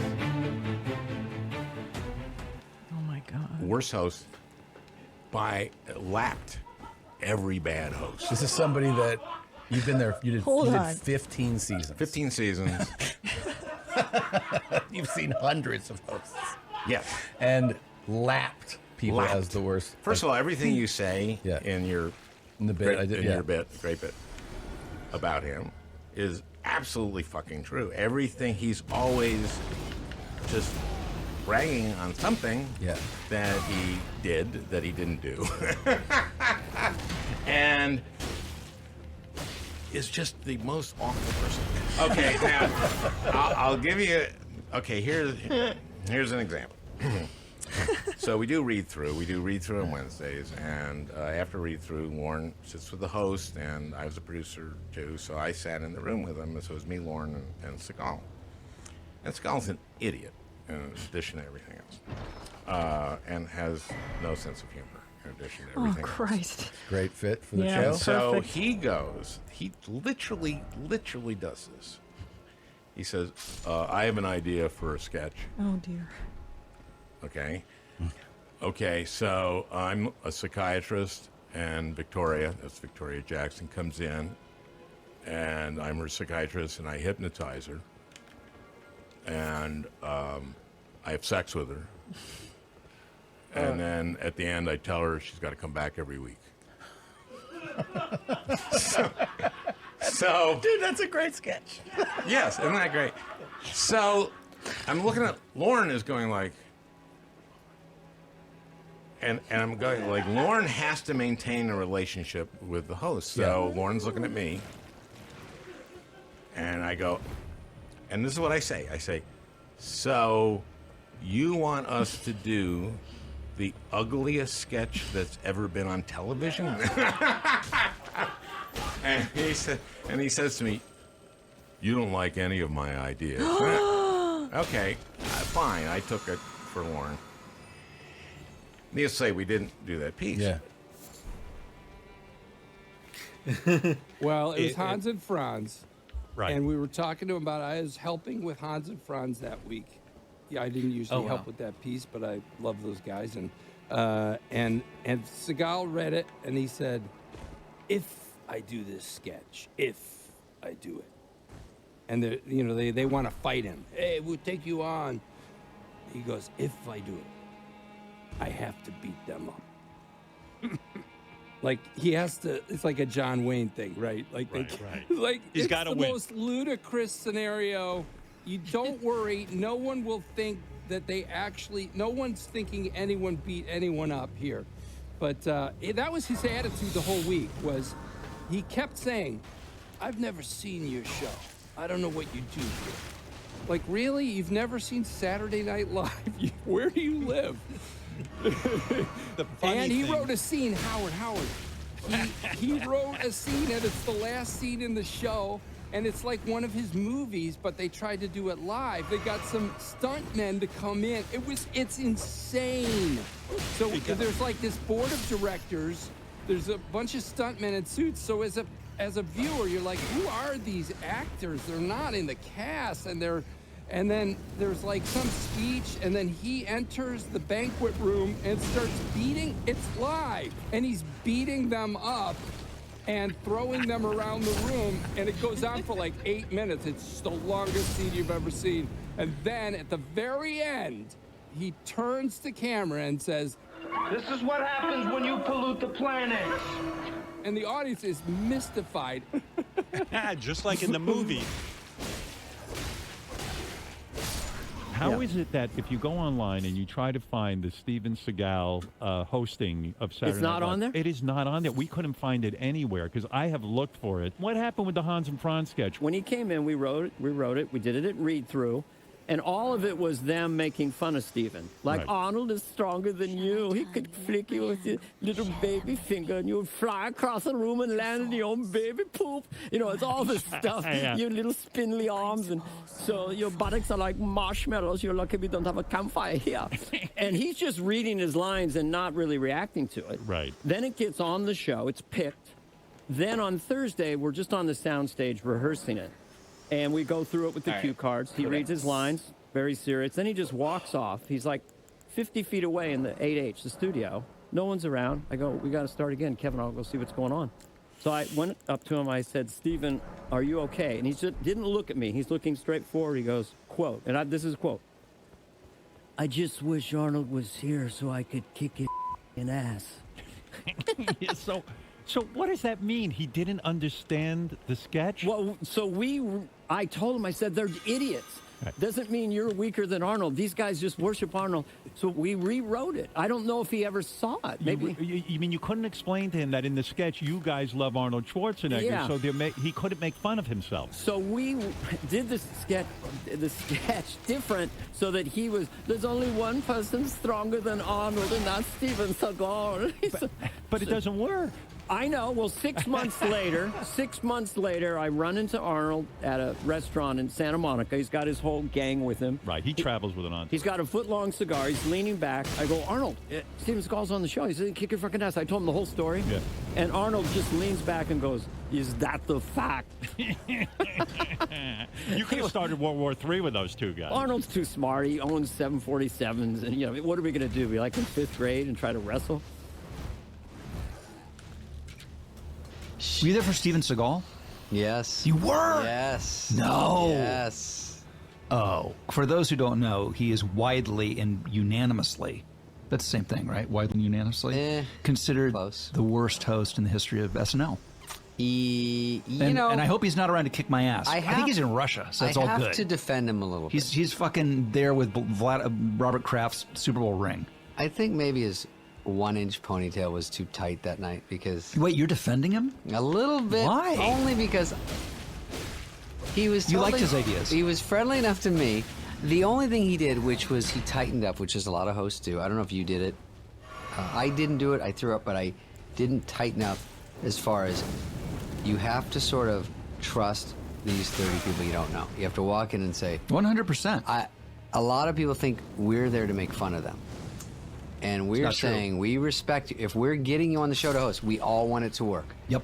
And if you make fun of yourself, this is where it gets tricky. If you make fun of yourself, it will benefit you. And we promise you.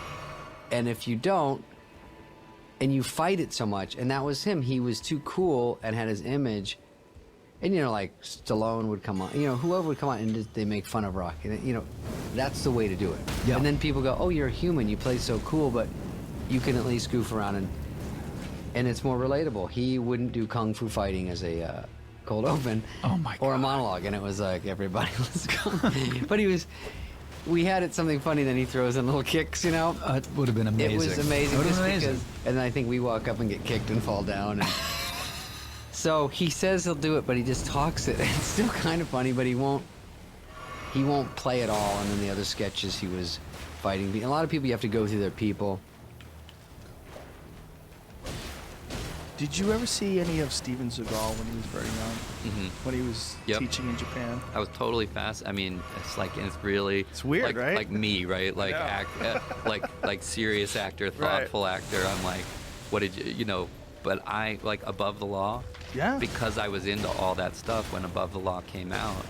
And there was the scene in Above the Law, and he's in an Aikido you know, gi with the black thing and doing this thing, and I was like, oh my god, like this is so cool. Like, when have you ever seen this in a movie? Yeah. And he was a big guy. And he made it violent. Yeah, it was big very and- unusual sort of contribution to martial arts, because in martial arts movies, Yeah. he made it realistic.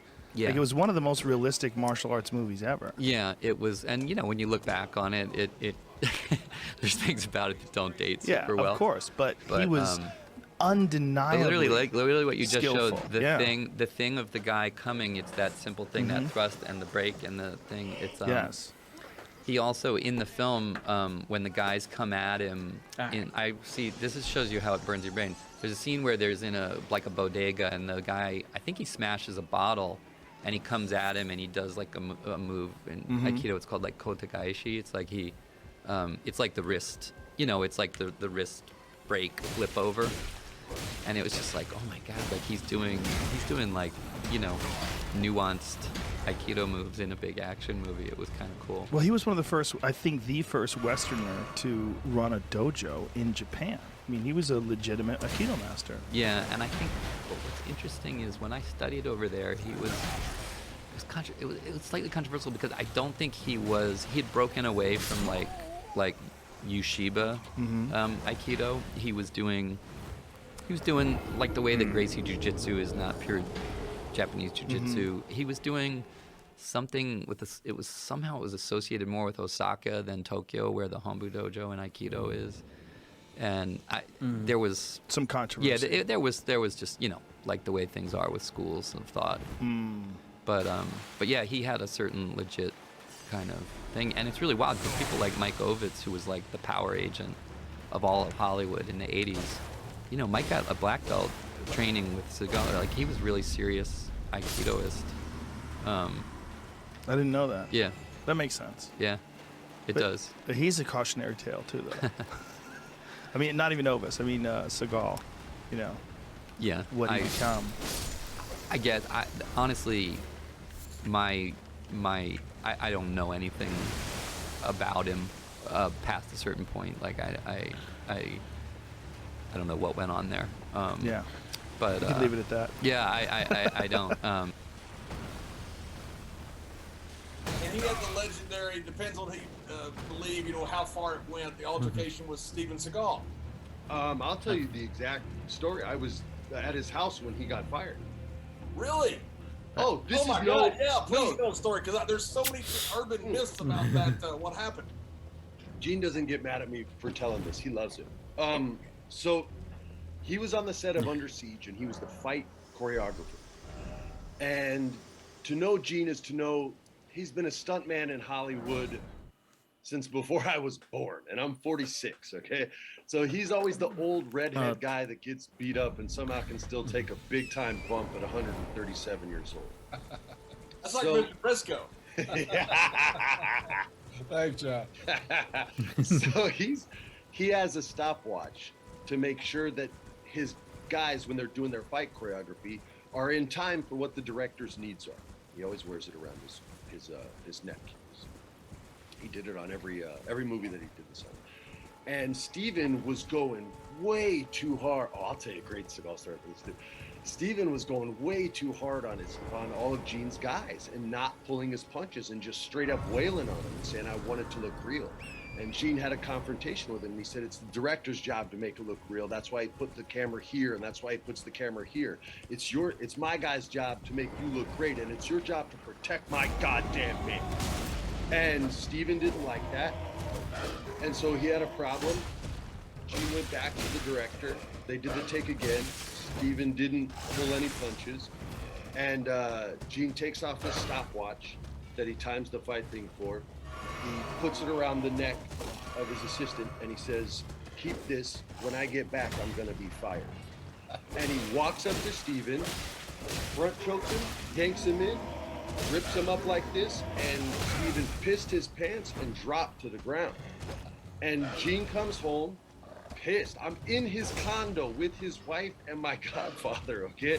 And he had Playboy TV back in the 80s on a satellite, and I would sneak in and watch it from time to time. I loved going to Uncle Gene's house.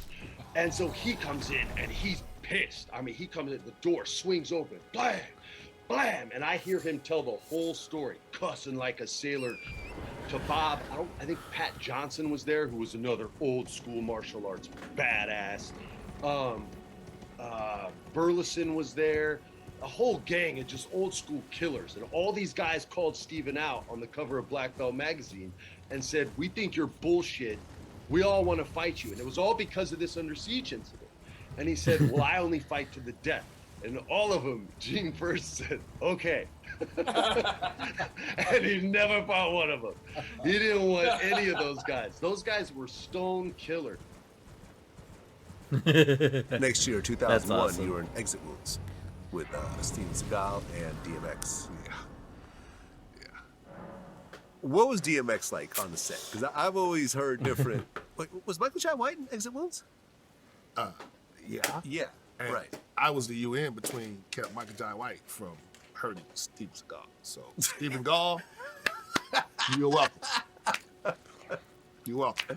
Yeah. Because Michael Jai wanted him bad. You want to put hands on him? For real, for real. For real. For not just put, I don't know if we just want to put hands on him. But, dude, we had a stuntman die on the first day of shooting. Really? Because of just, it was just so crazy. On the day one, stuntman died from a simple stunt, cracked his head open.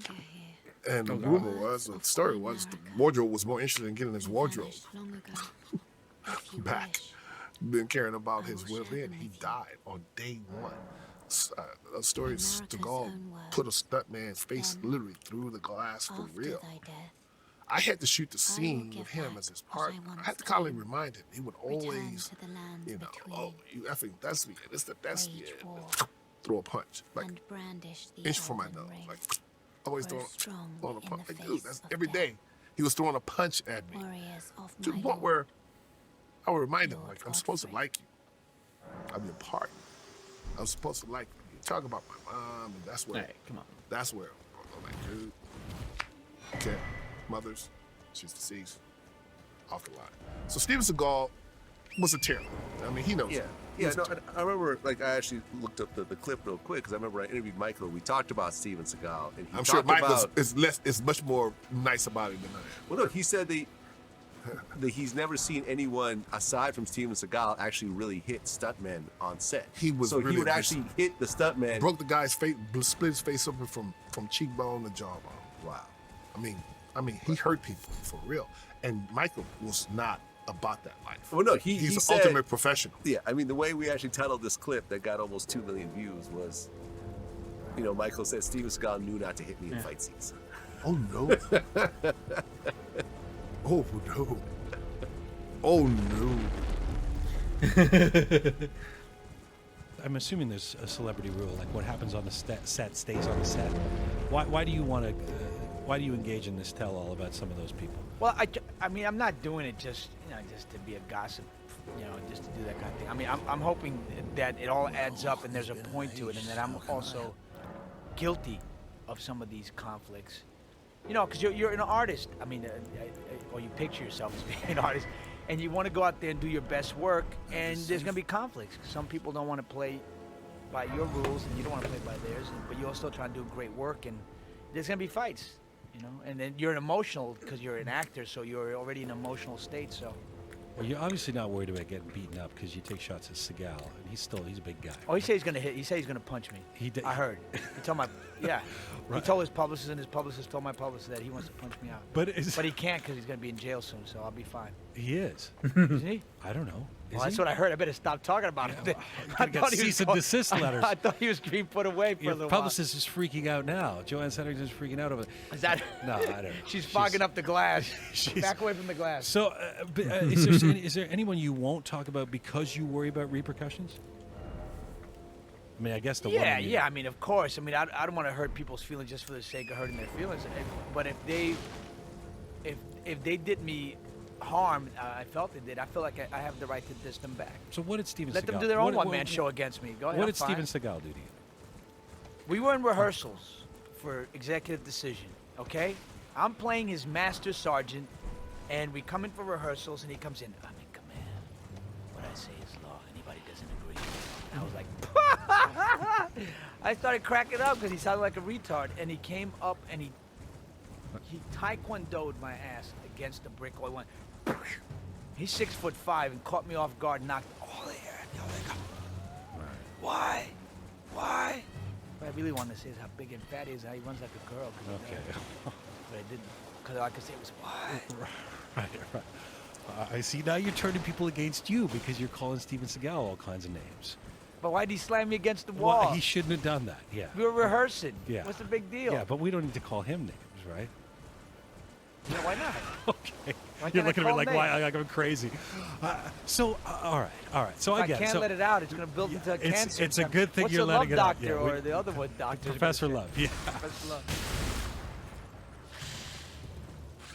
So you started acting, how old were you when you started acting? My first film, I was 11. 11 years old. So this is from, and correct me if I'm wrong, I think this is your first red carpet premiere. It is my first. Under Siege 2.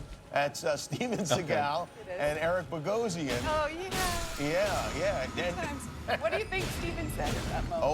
Oh, can you? I would love to know what Steven love to said. know, too. I have no recollection. Did he say? Is there anything he said during the shooting that sticks out for you, Seagal-wise? He seems very quotable. Yeah, probably. Well, my favorite was at the last day of filming, and again, I had just turned 16 on this movie, and he said, you know, Katie, I've got girlfriends your age, and I said, isn't that illegal?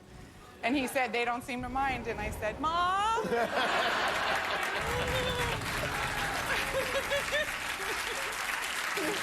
not making that up. Steven, I love ya. I know you well. As an actor, and you've done many, many things, is it your dream to work with Steven Seagal? Is that on your bucket list? I know who dyed his hair. Stevie Wonder. That's all now. He exclusively works with celebrity Steve, so yeah, it was probably Stevie Wonder. No, I was particularly annoyed. Some journalist told me on the junket, that was about 3-4 years ago, I was promoting one of the Tekken movies. Right. With Steven Seagal. This journalist suddenly said, hey, what do you think of Steven Seagal saying you don't know how to punch? I was like, what? Yeah, because you're a boxer. Well, I boxed as a kid, but yeah. I know how to punch. Right. Like, did he really say that about apparently you? He did. Oh, boy. And is he regretting that right now in that Halloween costume he's wearing in Russia? Has he really moved to Russia? Yeah, he moved to Russia. I don't know if he moved there or we sent him there and told him not to come back, but he seems to be in Russia for whatever reason. It's a weird thing, and certain celebrities, especially ones like Dennis Rodman who dye their hair, go to these countries that aren't necessarily our friends, and oftentimes they don't come back. Maybe he's in trouble. Maybe you could go punch Vladimir Putin over there and take care of the whole situation. Steven Seagal hits the shit out of people. That's a unique situation. Okay, so you did how many Steven Seagal movies? Three? Three. 3 projects with Steven Seagal. One soup commercial, The Missing, and 2 movies. A Cup of Noodles, Nissan? Yeah, for Japan. Okay. All right, so in those films you did with Steven Seagal, he was actually hitting the stuntmen like for hell real? yeah. He's known for that. He's known for that. Hell yeah, So he's how known would the for that. stuntmen react after getting punched by Steven Seagal? Ouch. They try to, they try to deal with it because they're stuntmen. And so there's a certain ethic where you try to grin and bear it. And so, one of the movies I did with him, Steven Seagal was the director of On Deadly Ground.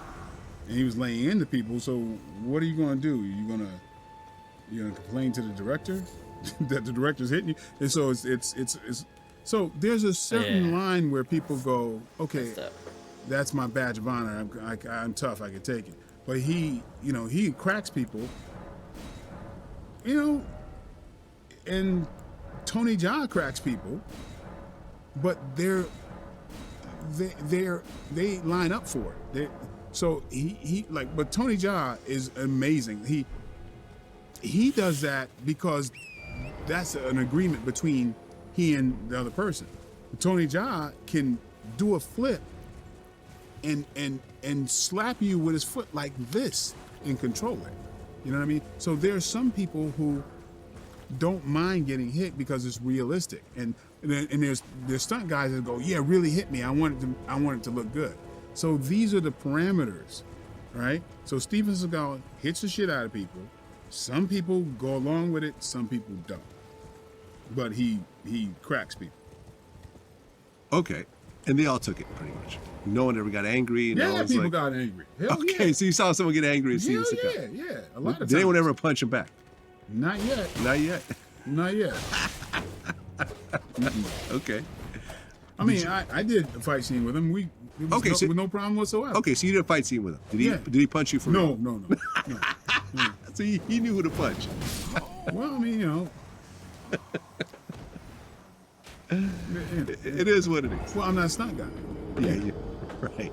You know what I mean? I'm not a stunt guy. So some, you know, like I said, some say it's a badge of honor. Who knows? He might be like, oh, you know, he's not, you know, is understanding. I'll say it that way. It still is, out of everything that we've ever heard on this show. You know what I'm going to say? Which one's that? When Rob was the one, I believe, maybe I got it wrong, you were the one who told me the Steven Seagal story. Yeah.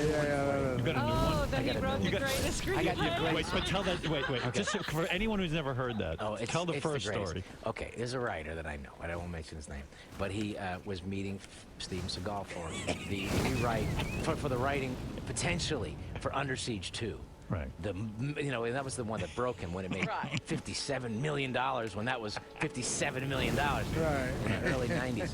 And so he goes into one of those trailers, you know, to meet with Steven Seagal, and he's on the set, and it's one of those big triple bangers where you go into this trailer and it's like you can get lost in there. It's a maze of pop-outs, you know. It's like, which pop-out is Steven Seagal? And he's in the third bedroom to the left and the end of the hall. Big star. And he's waiting in there for 45 minutes. He's making him wait, sitting there by himself. Finally, Steven Seagal emerges from one of the other anterooms in the mobile home. And he comes out and he said, I just read the greatest script I've ever read in my life. He goes, really? Who wrote it? I did. But let's say there's a newer one, and I think it's even superior. It's this has happened. I just heard that because I collect those stories like jewels. Anytime there's Steven Seagal story, like I love the Jamie Presley one. Where I'm an expert in shiatsu massage. Please let me massage you. You know, you told me that one. See, next thing you know, she's having her boobs grabbed on by him. I'm an expert in shiatsu. Let me give me those titties, baby. So anyway, he's doing a movie. He's doing a movie with Keenan Ivory Wayans. Right. And I did one, and that's what I heard Keenan tell the story. I hope he doesn't find me telling the story. But Steven Seagal had just met with the Dalai Lama. And apparently, if you give enough money to the Dalai Lama's charities, eventually you get something out of it. And so the Dalai Lama made him a deity. Wow. A god. Some Tibetan Buddhist, That must have really appealed to his ego. Oh, yeah, no, it must have. No, so anyway, he comes to the set after he made you the Dalai Lama, and he comes, now he's a god. He comes to the set, now he was Steven Seagal, now Steven Seagal. Now he's Steven Seagal, the god, the deity from the Dalai Lama. And he comes to the set, and he's there, and he can't. So what? I just met with the Dalai Lama, and he, in his wisdom, decided to make me a deity.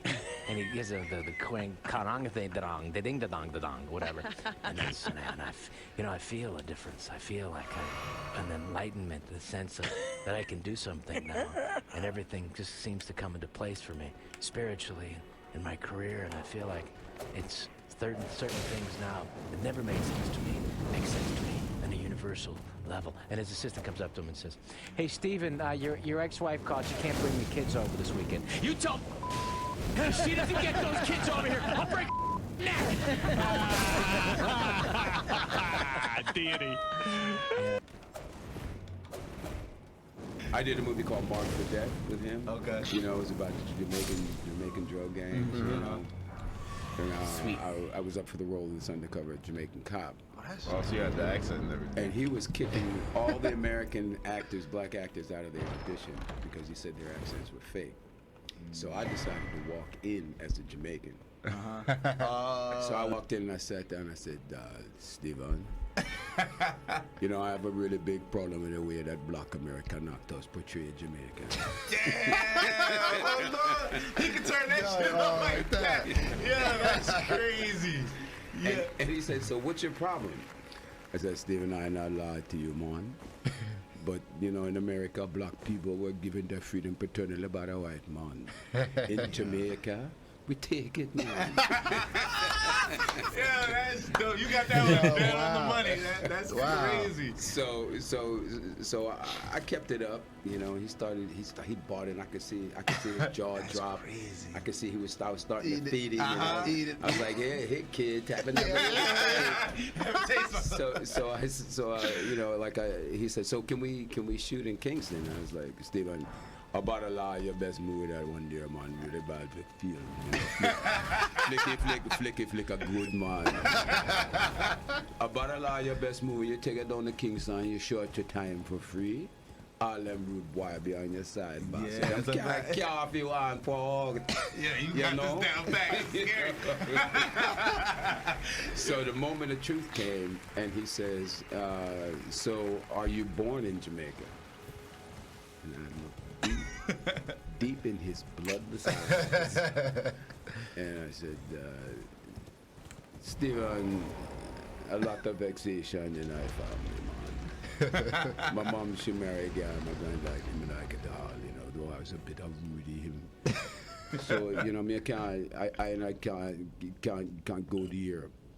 You know, so I was born in Jamaica, but I moved to Brooklyn when I was 4, man. I can speak like Ras Clot American, but not choose to because I identify with my roots, man.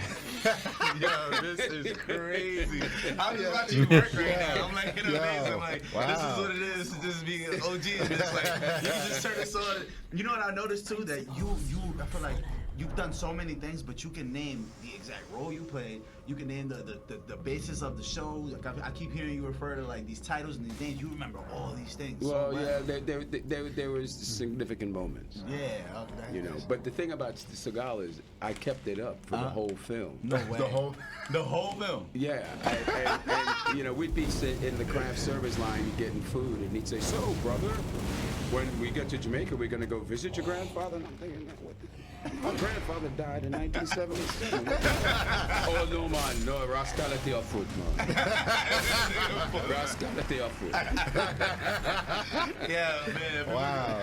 People go really think you Jamaican. Wow, that's a great and story. On the last day of shooting, I told him that I was from New Jersey. I dropped all the accent. I said, Steven, I said, man, I ain't gonna lie to you, I'm from Jersey. Damn, I know his face. He squinted his eyes, he turned on his heels, he walked away, and he never spoke to me again. Yo, that's deep, wow. That's deep. You got it. You got it. That's called great acting. Yeah. That's hilarious.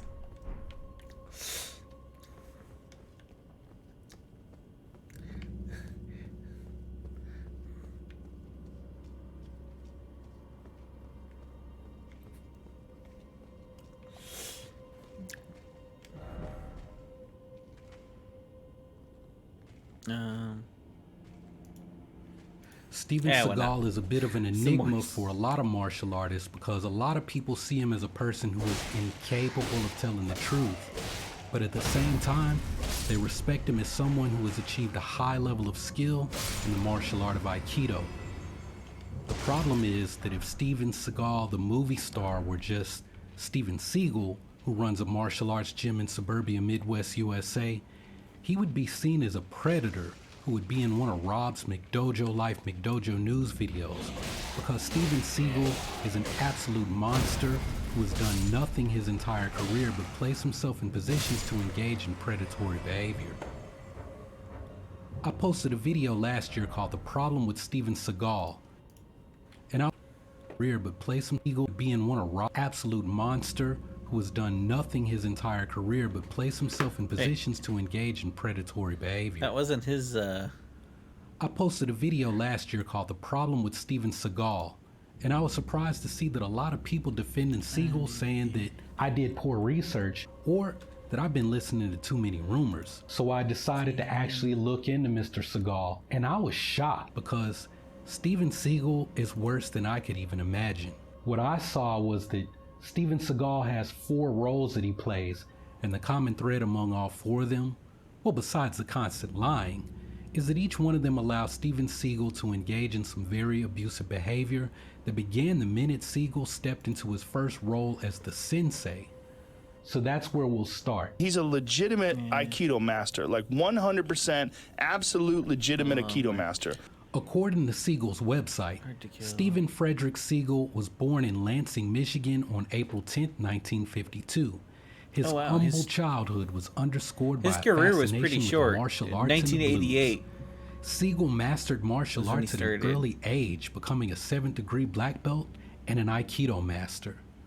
The thing is, when Seagal first hit the scene, he was telling people that he was from Brooklyn, New York for some reason. I guess to make him appear to be the tough guy that he played in his early movies. This all stopped when Seagal's mother told the truth, that the family moved to Fullerton, California when Seagal was 5 years old. He was actually frail due to asthma while living in Michigan, but he thrived after the move to Orange County. She said that Seagal was into rock music and not the blues as he claimed. Later, he worked with a Japanese man in Garden Grove, and that's how his martial arts journey actually began. I talked more about this in my previous video, The Problem with Steven Seagal, so I'm not going to rehash the stuff from that video. But here's where things get interesting during Seagal's role as the sensei. Oh, and if you wonder why I keep saying Steven's last name is Seagal, it's because that's the actual proper pronunciation of his name. Steven saw the Chagall exhibit at a museum, and he liked the sound of the word, so he changed the pronunciation of his last name. So after studying Okinawan karate in California, Seagal was convinced to go to Japan around the age of 19. Things didn't work out, and he returned to California where he would eventually meet Miyako Fujitani, who was teaching Aikido in California at the time. Now I should mention that Seagal at one point was saying that he studied under Aikido founder Morihei Ueshiba, who'd already passed away before Seagal even made it over to Japan. Seagal fans like to deny that Steven ever made the claim, but you can read it for yourself in some of Seagal's first interviews in Black Belt magazine from 1988 and 1990. In 1974, Seagal returned to Japan with his Aikido instructor Miyako Fujitani. Now I defended this move in my last video, but since then, well, I learned that Robert Strickland, who was working as a CIA consultant in Japan, and Robert Strickland says that Steven Seagal married Miyako to avoid the draft. He believed that marrying a Japanese national and moving to Japan would make him less likely to be deported and sent back to the US. I thought this guy was a patriot. Now, Seagal fans love to point out that Steven was the first Westerner to open a dojo in Japan. But that's not true. When his father-in-law retired from teaching, Seagal took over the teaching duties, but the dojo was owned by his mother-in-law and it was managed by his wife. Miyako went on to say that Steven Seagal only earned his black belt because the judge in charge of his grading fell asleep during his presentation. He was so embarrassed that when he woke up, he awarded Seagal with his black belt. The stories about Seagal fighting the Yakuza and throwing people out of the dojo are also untrue. Miyako said that Seagal only chased away a few drunks outside the school. Seagal likes to tell people how the dojo attracted the attention of the CIA and other high-ranking military members in Japan, and many of them went on to become Seagal's students. Now, if you listen to the Seagal hype, well, it's because Seagal was such a highly accomplished practitioner of Aikido, but the reality is that these were Americans. They were obviously joining a dojo where another American was open to teaching Americans in English. If you've never been to Japan, there are some businesses to this day that will not allow Americans unless they speak and read Japanese. And I personally experienced this in Sasebo when I was in the Navy. But keep this part in your memory banks about Seagal teaching people like Robert Strickland, who actually was a CIA consultant, and other high-ranking military personnel, because this is going to come up again later. Why? Because Steven Seagal is an absolute monster. But anyway, Seagal's role as sensei would eventually shift from Japan back to America. Steven told his wife that he wanted to go back to the US to get rich in Hollywood or to open up restaurants. Miyako believed in Seagal's dream, so she says she spent years saving money and living on the bare minimum so that she could fund Seagal's dreams. Well, Seagal returned to the US where he opened his first dojo in Taos, New Mexico, and he thanked his wife Miyako by marrying his second wife, actress Adrienne LaRussa, while he was still married to Miyako, who was still in Japan raising their children. So while Seagal is busy cheating on his first wife with his new wife, the dojo in New Mexico was struggling financially. Seagal was known to leave on these trips where he'd return with cash, and nothing was known about his mysterious financial backers, but Seagal liked to say that he was away carrying out hits for the mob. Eventually, when LaRussa filed for annulment, she said she was basically paying Seagal to stay away from her, but she didn't want to say anything else because she was afraid of Seagal's scary friends. Well, at this point, Seagal is starting to transition to his next role, his biggest role, the movie star. So while Seagal is struggling to keep his dojo open and he's married to 2 women on 2 different continents, he finally decides to make good on his promise to get rich in Hollywood. Seagal just happens to meet with Kelly LeBrock's manager, who tells him if he wants to break into Hollywood, he needs to be seen with famous people. Seagal, like anyone else who had seen Kelly LeBrock in anything in the 80s, was completely smitten with her. Don't hate me because I'm beautiful. So he pulls a straight up baller move and takes off to Japan to meet her not long after that meeting with her manager. So Seagal is back in Japan where his wife and kids live, while his other wife is back in the US, and he's going to meet Kelly LeBrock so that he can break into Hollywood. Well, he succeeded in meeting her, and within 2 weeks of meeting they were lovers, and a year later they were parents. So Seagal at one point had 2 wives on separate continents while he's wooing his 3rd wife. And why is that? Because Steven Seagal is an absolute monster. This dude is terrible, worse than I could even imagine. But back to our story. So by this point, the Tao's dojo completely failed. Seagal calls one of his shady friends to steal Kelly LeBrock's Porsche so that he can use the insurance money to fund his dojo. So, I mean, remember what Kelly's manager told Seagal? If you want to make it in Hollywood, you need to be seen with famous people. Being married to Kelly LeBrock wasn't enough. Seagal had to take a page from Bruce Lee's playbook and become sensei to the stars. And that's exactly what he did. In 1987, he opened a dojo in Los Angeles where he taught Bruce Lee's former student, James Coburn, Sean Connery, who broke his wrist, and the person responsible for launching Seagal's career, Michael Ovitz. Michael Ovitz arranged for Seagal to meet with executives at Warner Brothers where he would demonstrate Aikido. Mark Makita, a karate instructor, was brought in to serve as Seagal's uke for the demonstration. By the end, the Warner Brothers executives were amazed. They'd never seen anything like what Seagal was doing, and one said that he couldn't believe how easily Seagal could grab someone and throw them across the room with very little effort. The only thing is that the entire thing was staged. Mark Makita said that the only way Seagal's techniques would work is if he allowed himself to be thrown for the demonstration. But after that demonstration, Warner Brothers dropped $50,000 on a screen test for Seagal, and the entire thing was a complete disaster. Seagal had no charisma, and his whispering voice was terrible on film. This is when Ovitz stepped in. Like I said, Michael Ovitz launched Seagal's movie career. Ovitz was the casting agent for Lethal Weapon, and when he was called on for Lethal Weapon 2, he agreed not to take a raise on the sequel if Seagal was hired to make a movie. Now, there are questions about if Ovitz was actually bribed by the mafia to vouch for Seagal. And this is something that's going to come up throughout Seagal's time as the movie star, up until he started to make direct-to-video movies at least. In 1990, Seagal is at the peak of his fame. By this time, he's done Above the Law, Hard to Kill, Marked for Death, and Out for Justice, making him a bona fide action hero. Around this time, Steven Seagal started his own production company with Julius Nasso. Now, this marks an interesting twist in Seagal's career.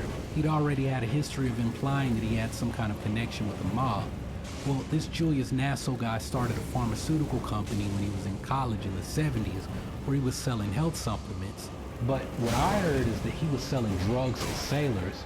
And on top of that, Julius Nasso's uncle, who had the same name, Julius Nasso, owned a concrete company that was in some trouble involving Anthony Salerno, the original Fat Tony. Basically, these guys were connected to the Gambino crime family.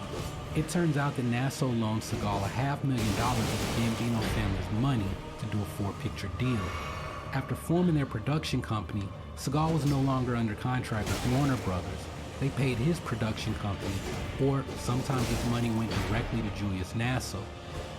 Now, on top of that, members of the Gambino family or their relatives started to appear in Seagal's movies. Steven Seagal is notorious for hitting stuntmen and hurting people on the set. But if you look at Oh. some of his early movies, there are people in some fight scenes who never get hit. And it turns out that those guys were all associates of the Gambino family. And he was given a piece of every movie that they did, money was coming in. So when you hear people like Sammy the Bull Gravano telling stories about how Seagal was crying to the FBI, about how he was being extorted by the mafia. Steven Seagal, all those karate movies, remember them things? He shit in his pants, I think, twice. Well, now you know why. The Gambino family went looking for their money after Seagal decided that he didn't want to make any more movies. And Nasso sent them straight to Seagal while he was working on exit wounds. Now, on top of dealing with the mob, Seagal started losing all of those friends that he'd made when he was sensei to the stars. Seagal managed to get close to all kinds of special forces operators, FBI and CIA agents, along with consultants, solely for the purpose of taking their stories and telling them as if they happened to him. Seagal tried to tell a story about training with the Green Berets to a group of his students at a seminar. Everything was going okay until one guy who'd been a former Green Beret spoke up and said, "Hey bro, I told you that story." Another time, Seagal was treasure hunting off the coast of Barbados with Gary Goldman, and he was bragging about his time when he had been a Navy SEAL. Now, Gary Goldman was an ex-mercenary who vouched in the press for Seagal because they were working on a movie together.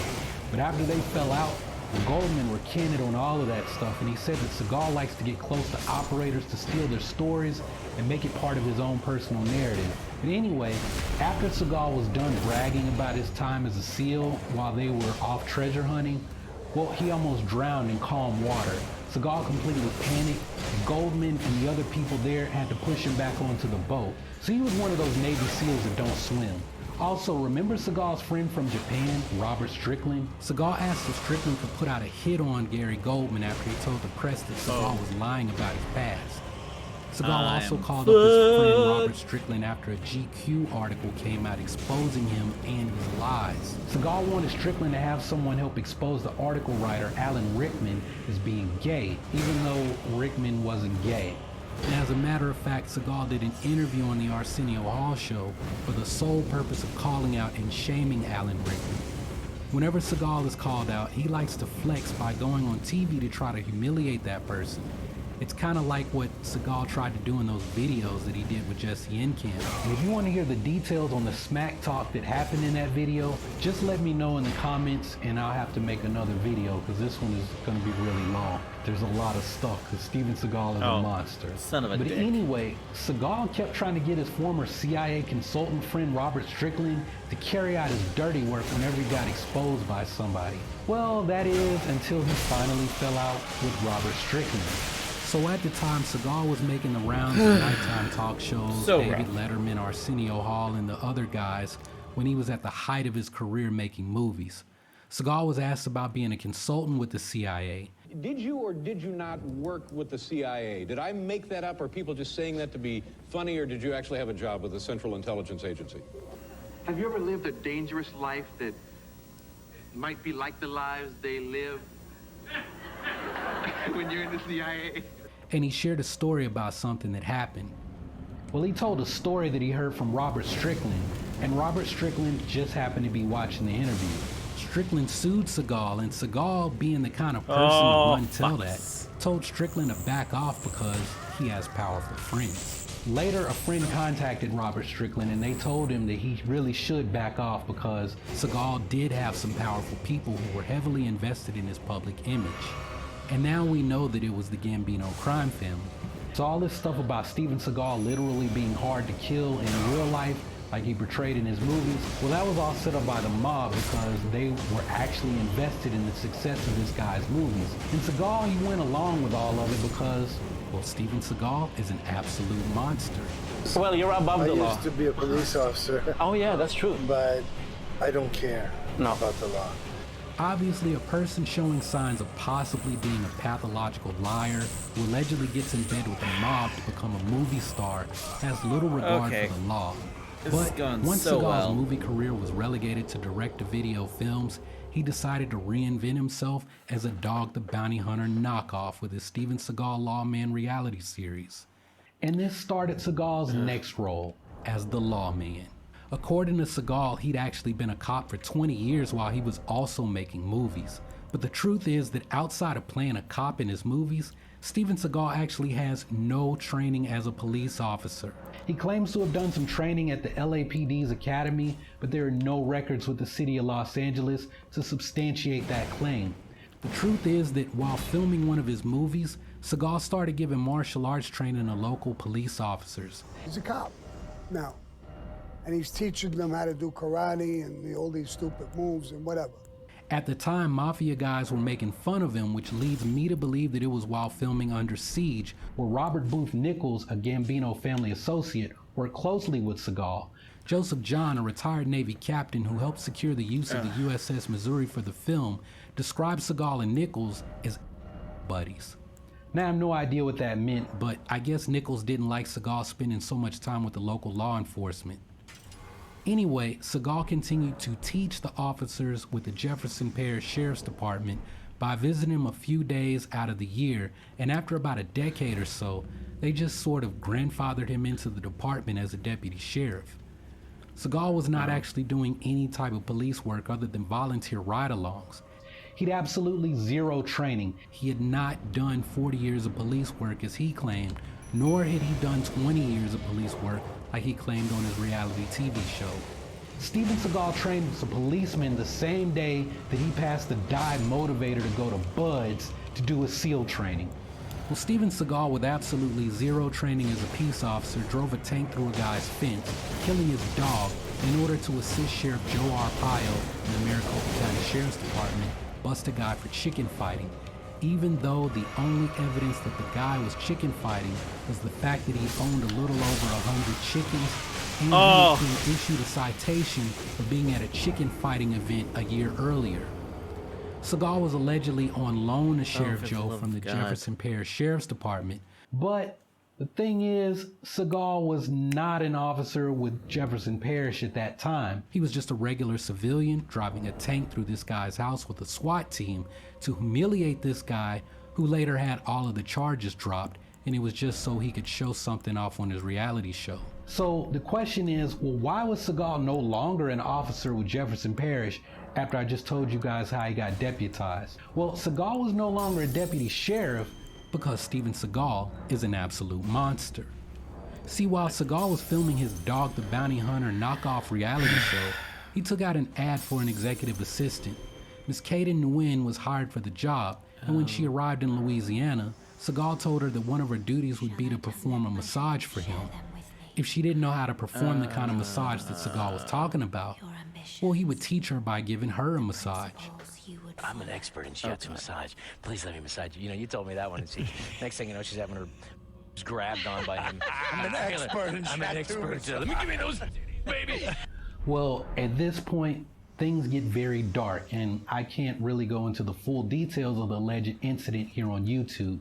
I'm just gonna say that according to Kaden, she was assaulted 3 times in a 5-day period.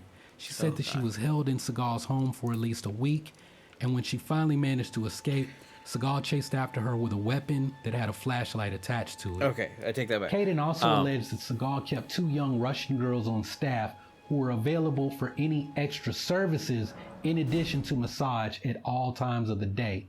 Nguyen filed a civil suit against Steven Seagal, but her lawsuit was settled out of court. Now, I'm not going to judge her decision to file a civil suit versus going to the police. That's her choice. For Seagal, though, this was the end of his career as a police officer. Jefferson Parish was going to launch an internal affairs investigation immediately following the outcome of the lawsuit. And since settling out of court was neither an admission of guilt or innocence, the investigation was going to move forward. And I guess Seagal could have potentially been facing criminal charges for trafficking while a uniformed deputy. Seagal resigned immediately from his position before the investigation, and he left the state of Louisiana. As if Seagal isn't already sounding like an absolute monster. Well, it turns out this wasn't even the first time he allegedly tried something like what happened with Kaden Nguyen. In 2004, Steven Seagal attended Ray Charles' funeral, and during the funeral, Seagal approached Ray Charles' granddaughter, Blair Robinson, about working as his executive assistant. Her father attended the interview with her, and she was hired for the job. Good job. When Blair flew out to Seagal's office in Memphis, she was informed on the first day on the job that one of her responsibilities would be to give Seagal a massage every day. If she didn't know how to perform the kind of massage he wanted, he would teach her by giving her a massage. Blair left immediately and hopped on the first flight she could get to Los Angeles, and that was that. Other people were not so fortunate. When Seagal was filming On Deadly Ground about 10 years earlier, he invited an 18-year-old extra to a rap party after they rapped for that day of filming. When she arrived at the party, well, it turns out she was the only person there. And when she arrived at the party, she was a virgin, and when she left, well, she wasn't. And according to her, what allegedly happened was non-consensual. So I'll let you figure it out, and if you haven't, well, I'm just gonna say that what allegedly took place happened because Steven Seagal is an absolute monster. So after being the sensei to the stars who had 3 wives, the movie star being backed by the mob, and the ex-cop facing too many Me Too allegations to count according to the Washington Post, the only thing left for Steven Seagal is to pursue enlightenment. Because if there's anyone who can get people to look the other way when they're accused of multiple sexual offenses and taking money from shady people, it's a religious leader. I just met with the Dalai Lama, and he, in his wisdom, decided to make me deity. In 1997, Steven Seagal was recognized as a reincarnation of Chundrag Dorje, a 17th century Buddhist Lama by the Tibetan leader Penor Rinpoche. While Penor Rinpoche may have recognized Seagal as a tulku, Hollywood recognized that something fishy was happening. And from what I can tell, it's not been proven that Seagal made a generous donation to Penor Rinpoche's monastery. And Penor Rinpoche's organization denied receiving any substantial size donation from Steven Seagal. But you have to wonder what they define as a substantial size donation. Either way, Seagal took the honor and ran with it, and he makes sure to remind people that he was recognized as a tulku every chance he gets. Yeah, I am a lama, I'm a tulku, I'm a Rinpoche. In 1999, Seagal wanted to let the world know about his high spiritual accomplishment by going on the Compassion in the Martial Arts lecture tour. On the talks, Seagal was known to come out in full Tibetan monk robes, announce to everyone that he was a reincarnated Lama, and then give a Dharma talk for an hour on compassion as a spiritual discipline. At the end of the talk, Seagal would open up the floor to questions from the audience, and some of these auditoriums were known to hold thousands of people. At one talk, which was attended by Buddhist professor and meditation teacher Douglas Gentile, Seagal was asked by one audience member if he always dresses in full Tibetan monk attire. Seagal's response was to roll his eyes, and then he said, "Next question." He was asked multiple times about how he's able to reconcile his spiritual beliefs about compassion and nonviolence with the violence that he displays in his action films, and his response was to approach each take with a pure heart and hope that it's visible to the audience, whatever that means. Well, at this point, Gentile actually pressed Seagal on this point after Seagal said something about how his movies are really about good versus evil, and at the end, it's all about telling a story about good winning out over evil. But see, the thing is, in Buddhism, this type of dualistic thinking reinforces this type of thinking that does not lead to one seeing true nature. So that's why Gentile pressed Seagal about his response. It's not in line with Buddhist teachings. Well, Seagal's response to Gentile's question was, well, see, I don't want to talk over people's head in the audience. Because we understood that this was clearly lying. And the truth is that Seagal had no idea what he was talking about on stage. Just like Seagal says lines in his movies, this was just another opportunity for Seagal to flex on stage and pretend to be some enlightened Buddhist monk. The moment someone made him deviate from the script, well, the entire facade he was trying to present fell apart. Hey, Steven, your ex-wife called. You can't bring the kids over this weekend. You tell that if she doesn't get those kids over here, I'll break her fucking neck. So what does any of this have to do with Steven Seagal and his martial arts accomplishments? Because for some people, none of this stuff diminishes him as a martial artist in their eyes. And my question is, why doesn't it? If someone from my teacher's school had all of these allegations, they'd be kicked out of the school and stripped of their rank. I guess the idea of Wu-Da or martial arts morality doesn't exist in some Japanese martial arts circles. And this is strange when an art like Aikido is supposed to have a spiritual aspect to it. But I mean, maybe it doesn't matter what you do as long as you keep taking falls and talking like a blissed out hippie. My question is, I mean, how do you even know what Seagal's level of skill is?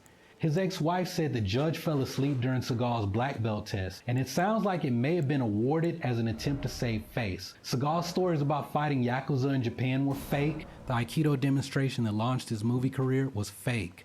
All the stuntmen who Seagal beat up in his movies, it was no different from someone getting hurt taking bumps in professional wrestling. The fights are fake, the injuries are real. I'm just gonna say this, of all of the internal martial arts people that I know personally, some of them have fought and won in combat sports. I've never heard any of them say, wow man, look at Steven Seagal's movements, he's got great internal mechanics. So I'm gonna point to my first video on Aikido, the problem with Aikido.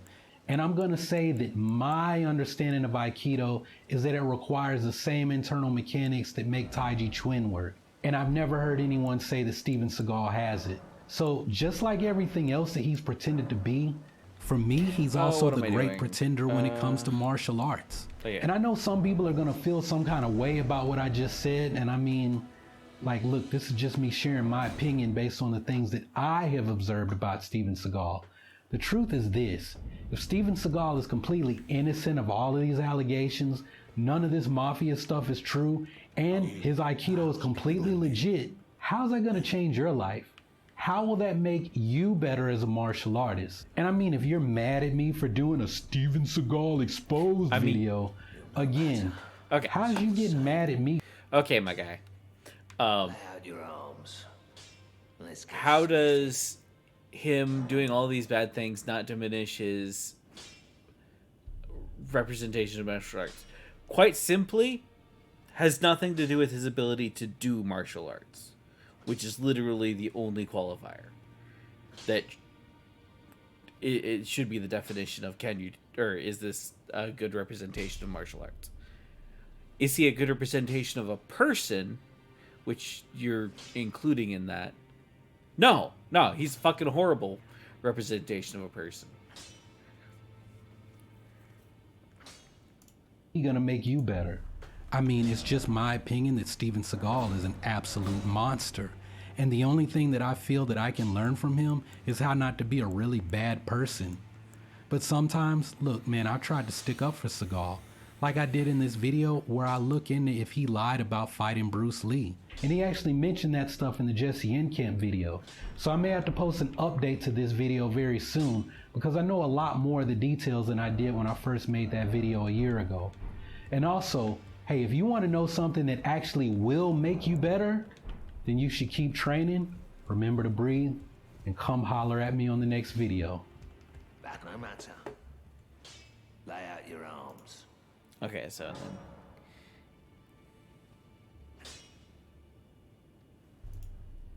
We're still analyzing the cause of the spatial and temporal variances and are exiting the wormhole. Early indications suggest that Discovery may have hit a pocket of abnormal gravity waves. And this Red Angel suit of yours, it's no longer accessible. I sent it back into the wormhole to initiate the final signal. It was then programmed to self-destruct. There was but one time crystal, Admiral. It was always going to be a one-way trip for the sphere data and for all of us. And what exactly is this data we're now accountable for? The sphere is a benevolent life form that merged with Discovery. Its data is a record of everything seen and experienced by this entity in the 100,000 years leading up to our departure. 100,000 years? Well, Discovery's just full of surprises, isn't she?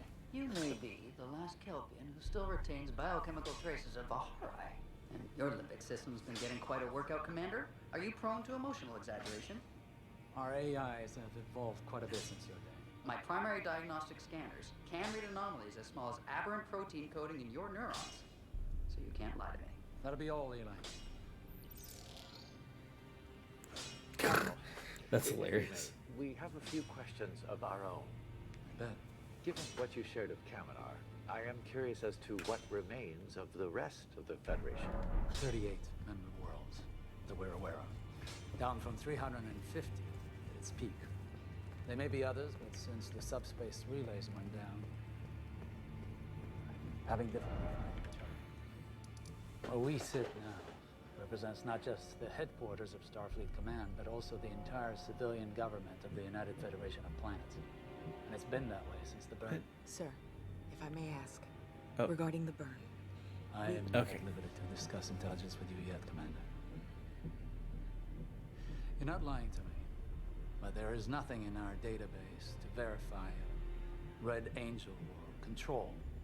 Our intelligence says that Discovery was destroyed in 2258 with no mention of a displacement-activated spore drive. So, two truths now exist in one space. That never goes well. Starfleet's operating procedures would have included the erasure of any files related to our vessel to eliminate the possibility of a recurring threat.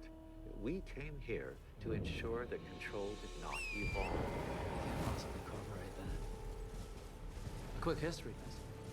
The Federation has spent most of the 30th century fighting a war to uphold the temporal accords, an interstellar treaty outlawing time travel to prevent anyone from the past from changing the future and vice versa. Your presence here, by definition, is a crime.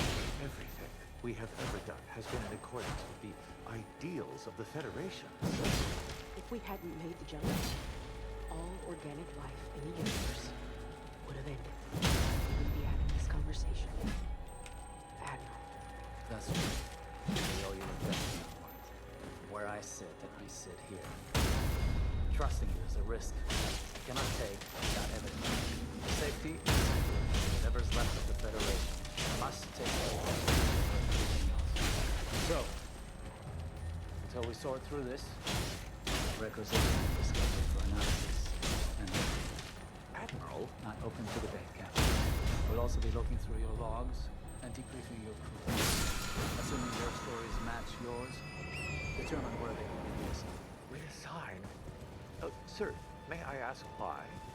No. Now, you claim you're acting in accordance with the Federation ideals. I would ask that you continue to do so. By putting the needs of Starfleet ahead of the needs of your crew.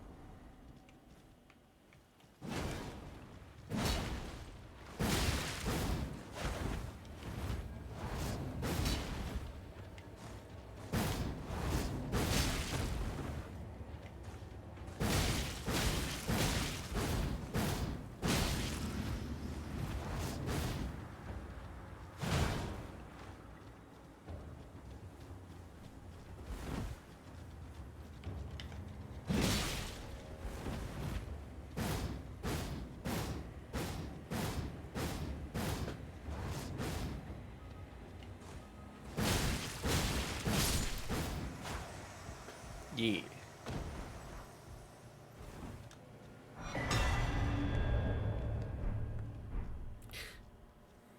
Wild Strikes is such a good applicator.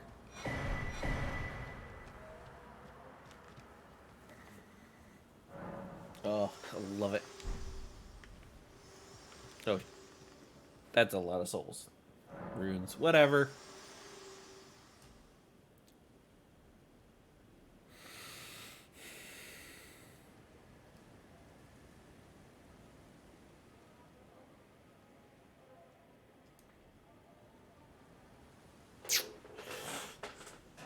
All right.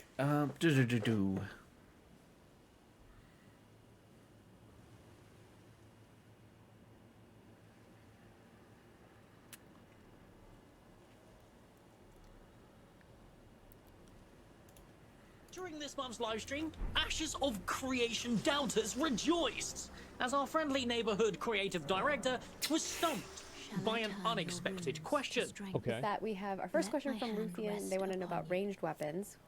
with which is what will be the differences between a crossbow and a regular bow? Your ambition. I think we've talked about short bow versus a long bow. Yeah, we don't have crossbows. I do want to ask a follow-up question in regards to you, because you stated there aren't crossbows, but we have sold crossbow-looking items. Are those considered short bows? Or Yes, how? those would 'Cause they be look those like would be crossbows. considered skins, and they. So we. That's a good question. Let me check into that actually, because I don't know specifically what you're in reference to. All right. And I would want to make sure I'm giving an accurate answer. So I will look into what that was. Right, yes. Hello, is that you, Lord Sharif? Sorry, I was just wondering if we're still gonna be going forward with this whole... I think that's fair. Yeah, I don't think that's a big... I don't think this is a big deal. You know... Yes, of course we are. Just keep making content about thin air, and that paycheck should come any day now. Oh, that's a relief. So at least... But before we get into that, our patrons and I would love for you to grab yourself Coca-Cola. because today I want to talk about the deal with crossbows. Do they exist? Do they not? What about the skins in the past? I think that crossbows, like, this is like, I'm gonna just give you guys my take 1 fucking minute into this video, is that I think that they should have crossbows. You wanna know what the best implementation of a crossbow is? Valheim. The Valheim Mistlands crossbow is exactly what I would imagine a crossbow to be. Massive, big dick damage, really long reload, expensive ammunition, but again, massive big dick damage. Yeah, the big thing for crossbows is definitely the reload time. And I always say Elden Ring does ranged weapons in general dirty.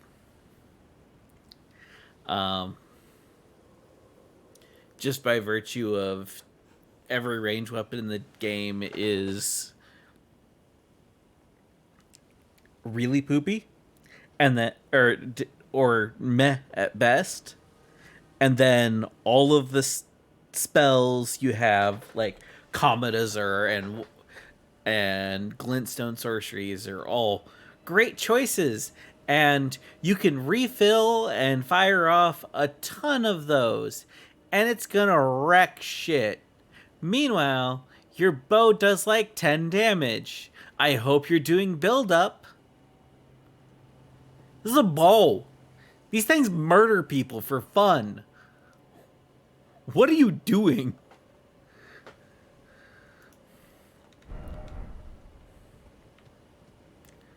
Like, bows and glintstone sorcery should be on par.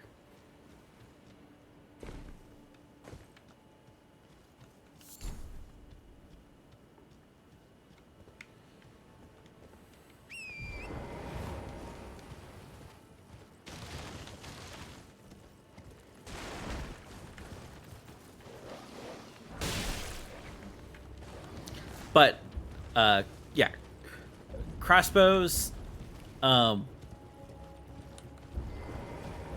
long load time is pretty much core to what they need to be. And then...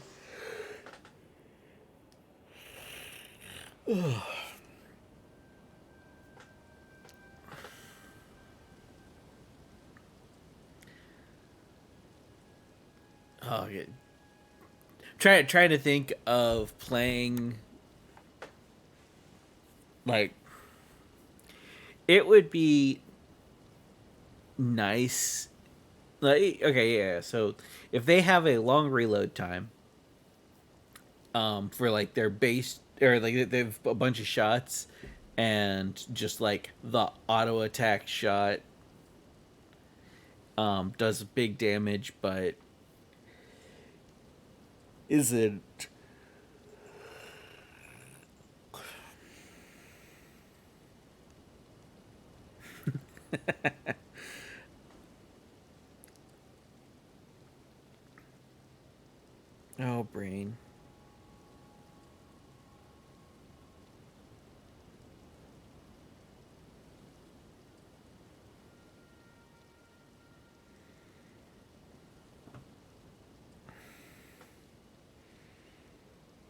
Yeah, so if the auto attack shot,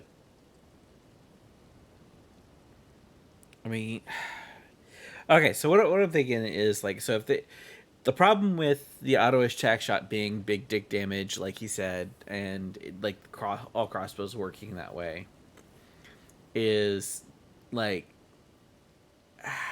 that's a rough balance point. Well, when I guess you do get to swap weapons, so it wouldn't be as big of a problem. But yeah, if you didn't swap weapons, having one weapon be just like artillery would be pretty rough. Especially for somebody to spec towards using it. I also think that it's not a big deal if you just sell crossbow skins and it just makes the bow look like a crossbow, but it's still a bow. I don't think either one of them are that big of a deal, because that's effectively what WoW is. WoW has crossbows, but they're just bows. Part of Apocalypse, is the facade finally beginning to break down? Or does all of this have a reasonable explanation that we can use to convince ourselves this game is not a scam? Well, as it turns out, Mr. Sharif immediately released a statement clearing everything up with a solution that should please everyone. And I want to discuss this with you all today. Now, with all that bollocks out of the way, Let's begin, shall we? So before we go over Stephen's statement, I just want to quickly explain why I waited a week before actually touching on this very easy to clickbait topic. You see, ever since November last year when we got our first look at Alpha 2 in a multiplayer setting, all social media for this game is absolutely infested with negativity, even more so than usual for an obvious scam MMO. I think this... Well, I think the reason why is that the gameplay doesn't look very good. It doesn't look like everybody thinks, like, any time that you see gameplay for a game, if it's not as good as Elden Ring, it's bad. Yeah. Is it as good as Genshin Impact? No? Okay, it's bad. That's what people think. And it doesn't mean that, like, the game won't be fun to play. But that's what people are going to say. That's what they're going to think.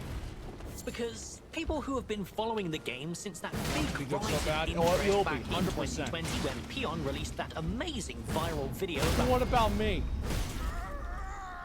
of the project, a video that actually got me into... To be fair, it was really lazy Peon that did it. Like, I just watched the video.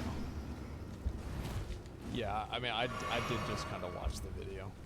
The game. These long-term viewers are starting to realize that Ashes of Creation may not be for them. Between the open-world PvP and the more tab target-focused combat style, they no longer find the game appealing.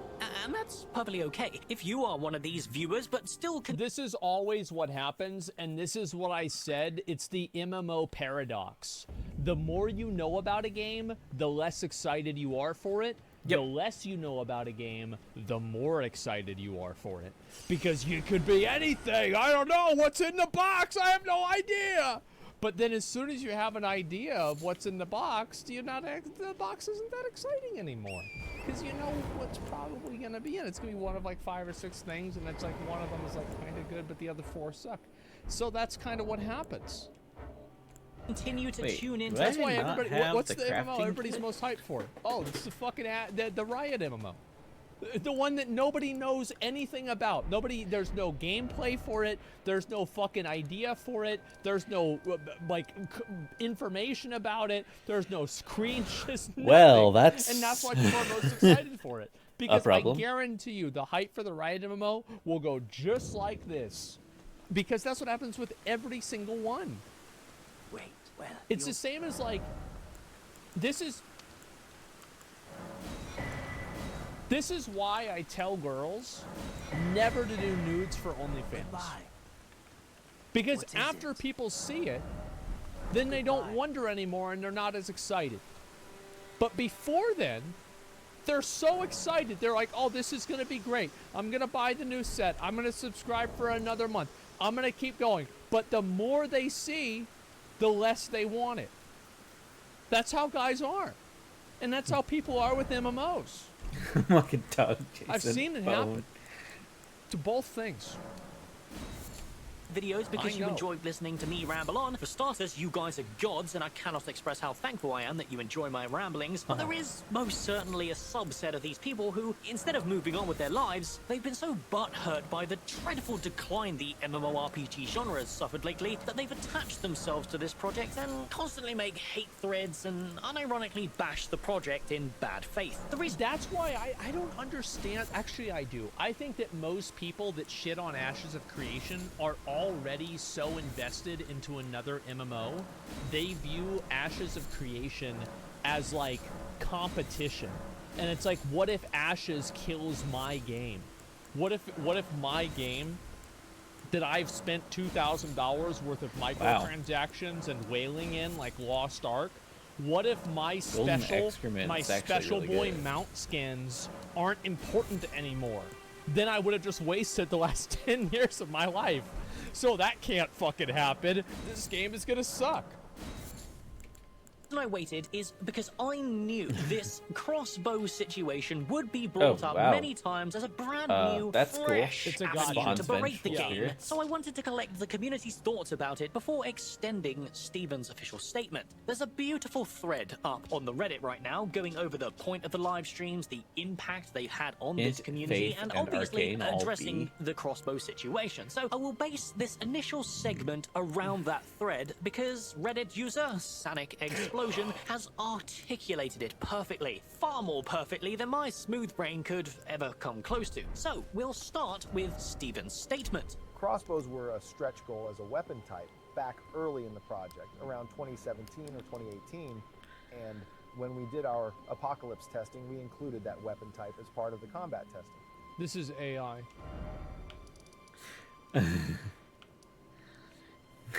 So dumb. It's fucking AI.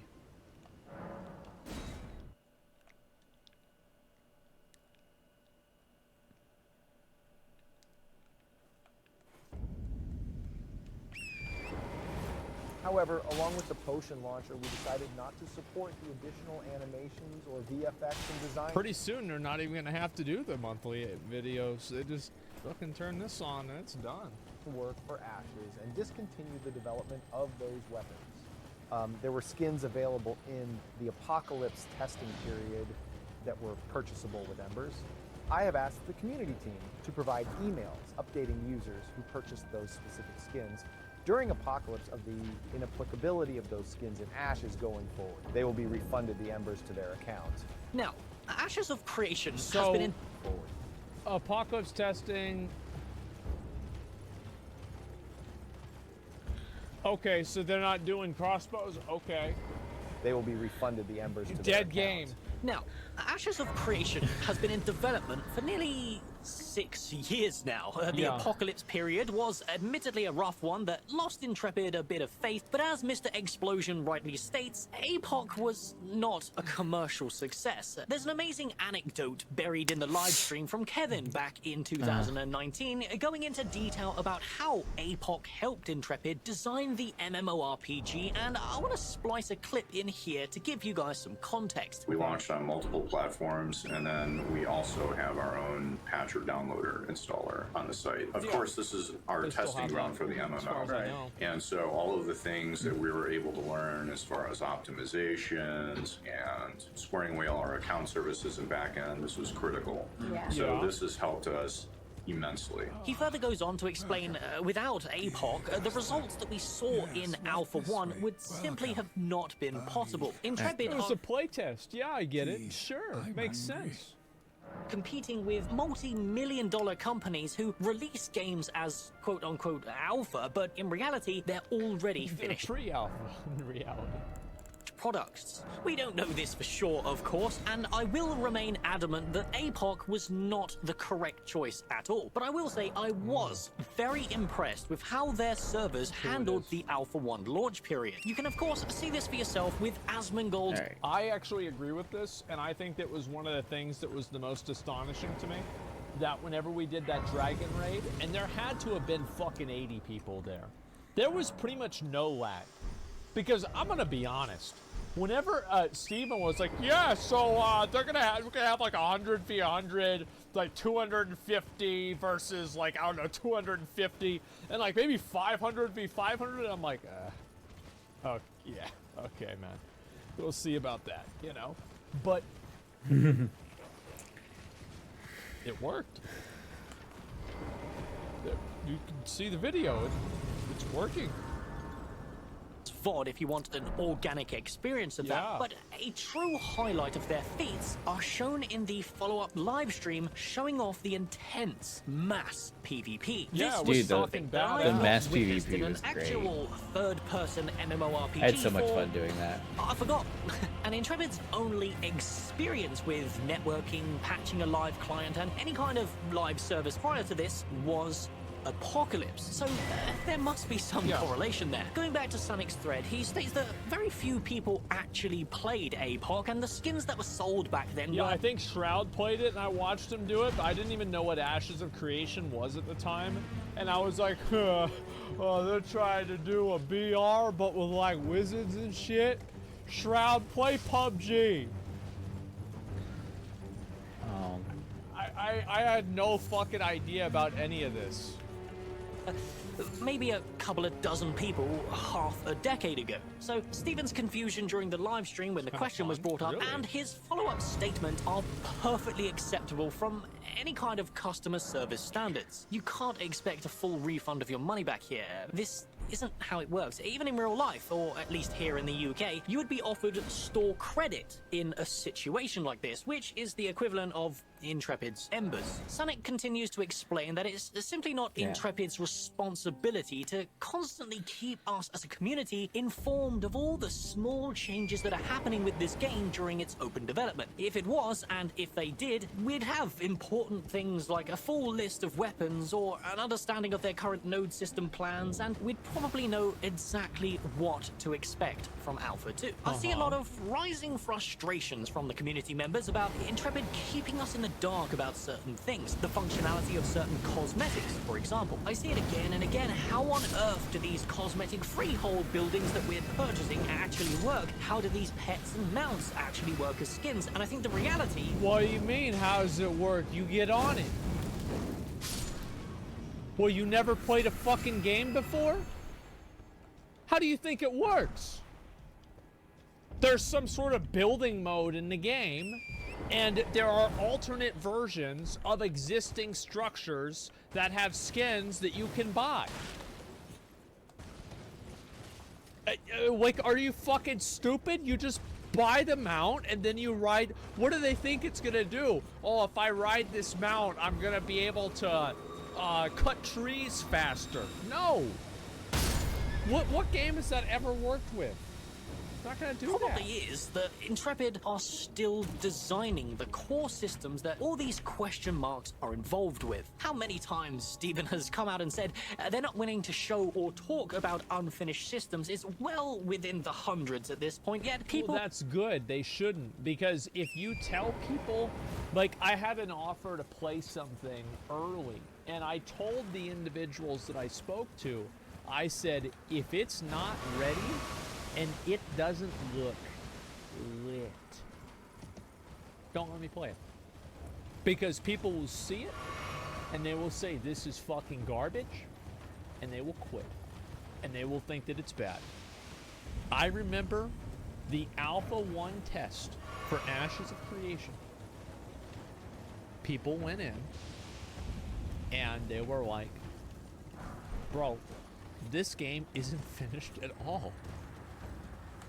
This looks like just a bunch of bullshit. There's tons of stuff that's like not done. The quests aren't ready. The character movement isn't working. Nothing is ready. The combat is, it's not ready, guys. And they were furious.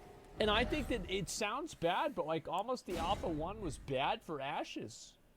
Because people saw the game and they saw it wasn't ready, and they actually had like a frame of reference for once that they could look at the game and say like, this is bad, and they just went with it, man. That's what happened.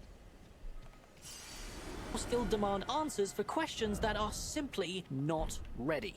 we're still in early open development with significant monthly updates on important systems and mechanics. It's not like Intrepid are being a closed book here. Interestingly, Mr. Explosion was the guy who brought us the question that revealed our full list of artisan professions during the AMA last year, so thank you for that one, sir. Which brings us nicely back around onto the actual point of this video, the crossbows. And I'd like to propose something to the community and Intrepid, I suppose. With us learning about the removal of crossbows, I'd love it if you all asked during the Q&A segment for a full list of the planned weapons for Ashes of Creation. I think that would do us. It's also, you got to keep in mind that they said they're not going to do crossbows on release.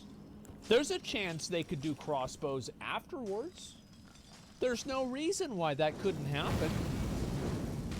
So it's like, yeah, they can't fucking just put everything into the game on release. That's how, it's a live service game. All a favor and alleviate a lot of confusion when it comes to expectations. Now, with all the serious business out of the way, we actually learned something else very interesting related to weapons as well, and I want to discuss this next.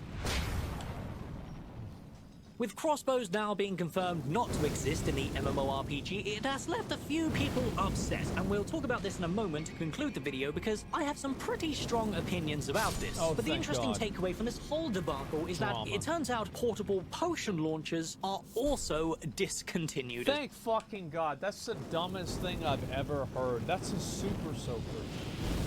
Bro, that looks like a Covenant weapon from Halo 1. Or the carbine from Halo 2, but they took off the front of it. Doesn't fit in the game. It's stupid as fuck. What was the last time they had portable throwing potions at somebody? Gauntlet? Well, I was a huge advocate for these because they sound pretty damn unique as a weapon type. Kind of like a rifle, grenade launcher, or maybe even a phantom. Plenty of things that are unique. That it's like, oh, I have a wheel, and it's like a really big sword, and it's so heavy that I have to have it on a wheel, like a wheelbarrow, but it's a sword on instead of a wheelbarrow, and I bring it over to people and I hit them with the sword. It's like, this is a dumb fucking idea. No, it's not. That's why nobody uses it. It's because it doesn't work. Shotgun at the same time, creating some interesting implications for technology in this highly anticipated MMO. However, streamlining weapons down to a roster that makes sense for a setting for Ashes and cutting down the overall headache when it comes to balance is probably a positive. Remember, they confirmed during the Ranger showcase that each of these weapons have their own skill trees. Part of the plan with each of these weapons is they'll each have a unique skill tree associated with them to differentiate them not only in terms of feel, but also in terms of mechanics. Therefore, it is probably... Yeah, because it's hard to balance a crossbow. Like a longbow and a shortbow, it's hard to balance those against each other on its own. Probably a good thing for the overall balance of the game. I am an advocate for less is more, and I'd much prefer a small collection of well-made, well-animated, and well-balanced weapon types than a whole bunch of shallow garbage that ends up not being used. Yeah, exactly. 64 classes. Now, potion launchers are not completely removed as a concept because Stephen did clarify a little later that they're still planned as Ashes of Creation ship cannon. This will probably extend to some form of siege cannon as well, alongside the typical sieges that we've come to expect, like trebuchets, battling rams, and of course, ballistas. Yeah. Which brings us round to our conclusion. Ballistas are basically just giant crossbows, correct? Yes. So, Stephen, my good man, are you telling me over the 2,500 years that the dwarves were stuck in Sanctus with no magic whatsoever, they didn't develop the technology to design crossbows? My immersion, bruh. Listen, in my opinion, crossbows are a very important part of that dwarven fantasy. Having a stout, shredded out the wazoo dwarven ranger wielding a flimsy little bow not only feels like shit, but also looks like shit. I understand this. So he thinks that dwarves should have crossbows.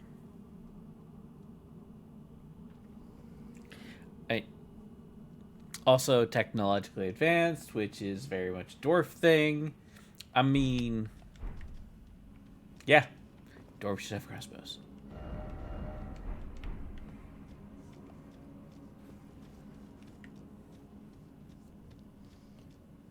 I feel like crossbows, were they long range? Because, like, I don't know this. I know the difference between bows, Yeah. and I know how a crossbow works. Like, they were short range? Yeah, I don't know. Crossbows were mostly short range. Then it would make sense for dwarves to have them. Because they're in, like, enclosed areas. I don't know, man. I think, as I said, the crossbow from Valheim, the Mistlands crossbow, is the best iteration of a crossbow that I've seen. I think that obviously the Dark and Darker crossbow is pretty good, but I don't really like it that much. But I do like the Valheim one. Decision was based off of streamlining the roster for balance and reducing the overall work the animation team need to do with that's your always what's highly gonna complex weapon animation systems. But hear me out. I think it would please almost every single Dunir and Nikua ranger if, as a racial trait, you let them transmog their long or short bow into a static Dunir or Nikua themed crossbow instead, having an animation set specifically for the two dwarves that suit that more rifle-like heavy repeater style. I get that it's not viable right now for the launch of Alpha 2, and I also understand that crossbows don't function like bows do. However, it is a game after all. Nobody's complaining about how crossbows function in WoW, because nobody actually cares about realism in their fantasy MMORPG. But I think that people do care about realism to an extent, but to the extent that the realism holds them back from being able to enjoy something that they think is cool, then they don't like it. down the line, I think a lot of dwarves would appreciate this as a feature, because I, for one, even though I don't main a dwarf, would much rather be holding a meaty, thick, throbbing crossbow and squirting that in the face of my mistress instead of some flimsy piece of wood designed for the frail hands of those dirty knife ears. But as usual, I am just one nerd, desperate for a good MMO, and my opinion means nothing without yours in the comments below. And whilst I was editing this video and putting that Alpha 1 footage back to back with the recent Alpha 2 showcases, it gave me an idea for another thin air video showing off how far the game has come in just that 1 year. That's a very good idea. He should show the entire duration though, not just the 1 year, because the entire duration paints a better picture. Period. So let me know if you guys would be interested in seeing that. As always, I want to thank my patrons. Without your support, this balding, middle-aged man wouldn't be able to live his dream of talking shit on the internet. If you made it to the end of the video, surely it's worth giving a like. And if you're a sad, depressed, lonely, overweight, balding, emotionally stunted loser like me, why not go ahead and subscribe? And I'll see you in the next one, because you're high on opium. There it is. So I do have to say, I have to say, it's not that big of a deal in my mind that they're not going to have crossbows. Like, I don't really give a fuck about that. Like, it's not a big deal. Who cares? And in a way, like, maybe this is me, maybe this is a silver lining type thing, but...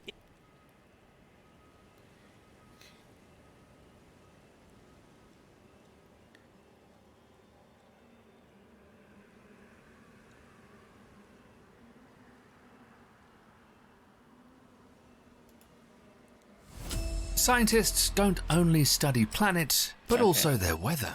And on one of the planets in the solar system, there are storms 1.3 times the diameter of Earth, and raging with a force that's hard to imagine. What's going on with Jupiter? And why is it so important that everything is okay with the gas giant?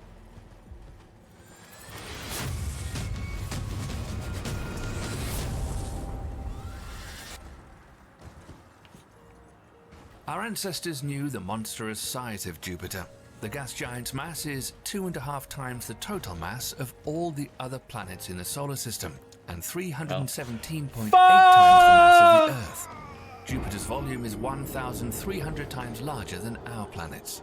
But today, we've advanced technologies that help us learn more about the gas giant than just size and mass. And astronomers pay a lot of attention to the study of Jupiter, as our planet's future depends on it. The latest data we have shows that, right now, something strange is happening with the planet.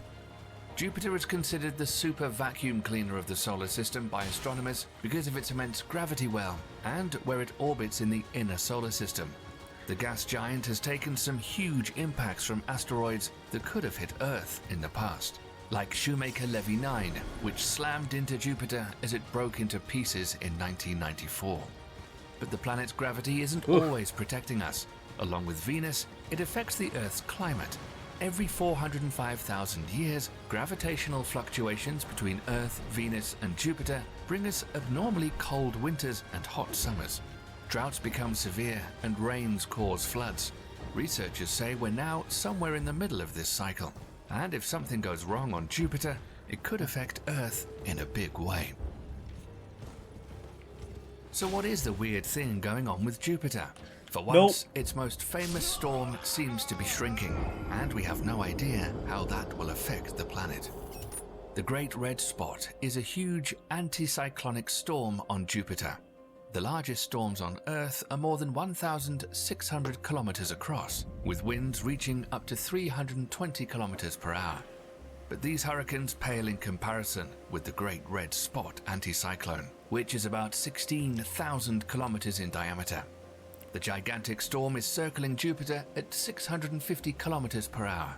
Astronomers discovered the Great Red Spot in the 17th century, and scientists still study this phenomenon. The distinctive color of Jupiter's Great Red Spot has been a mystery for a long time.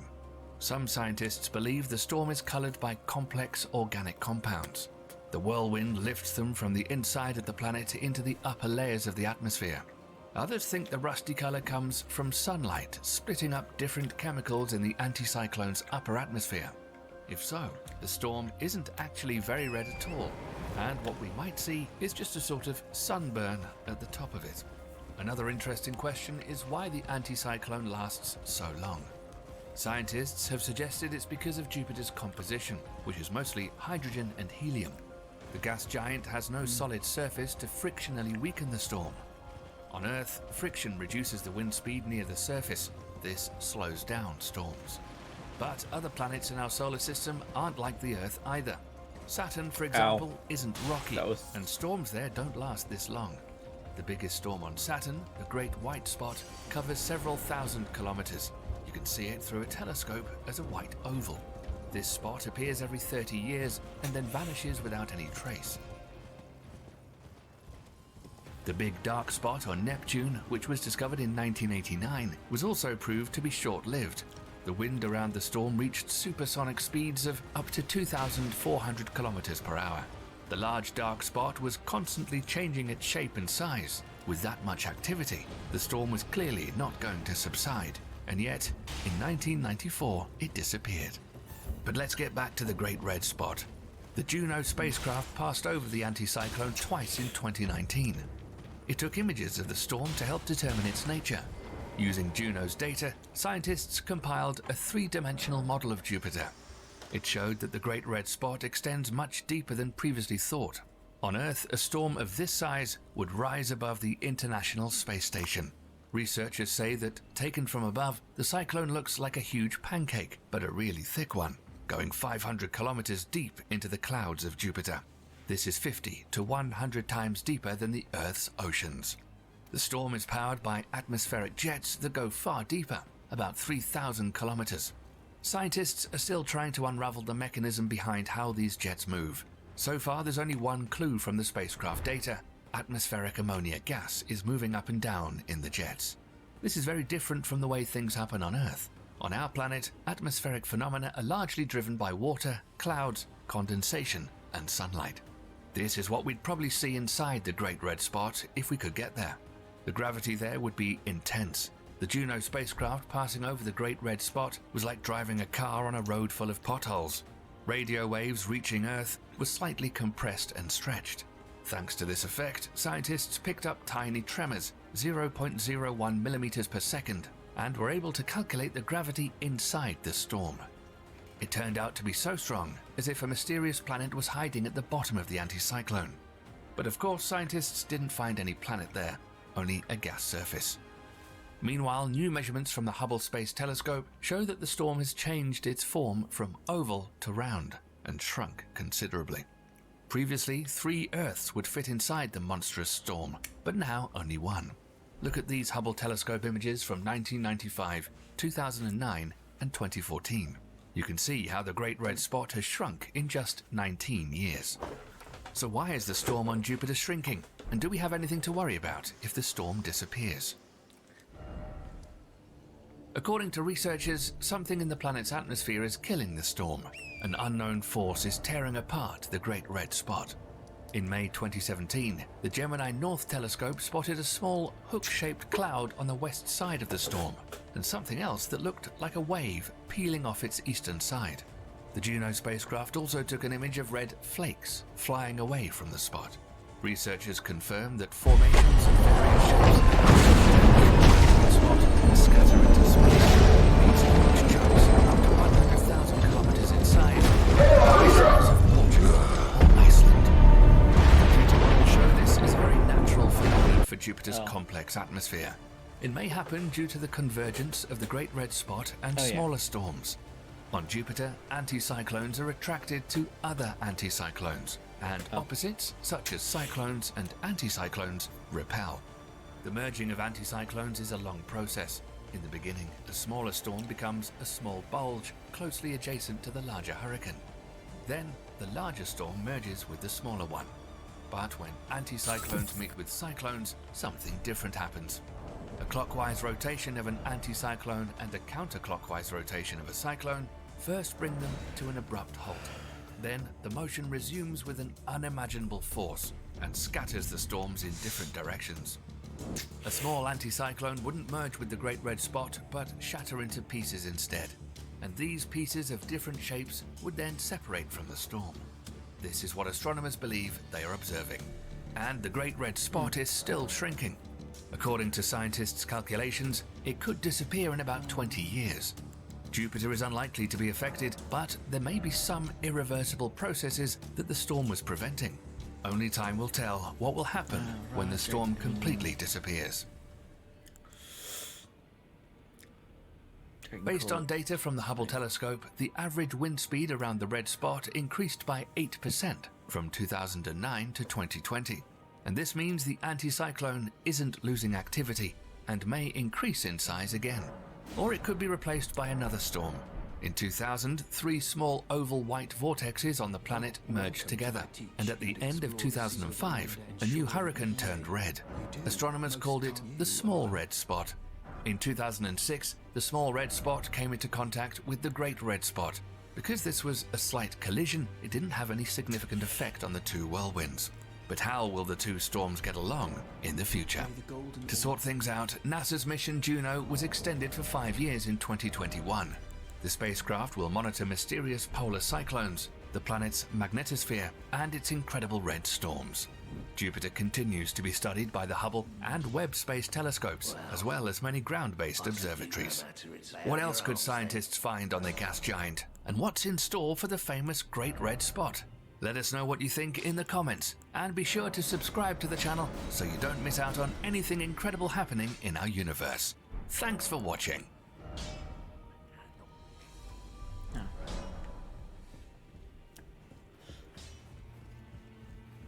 I need to acquire more smithing stone ones.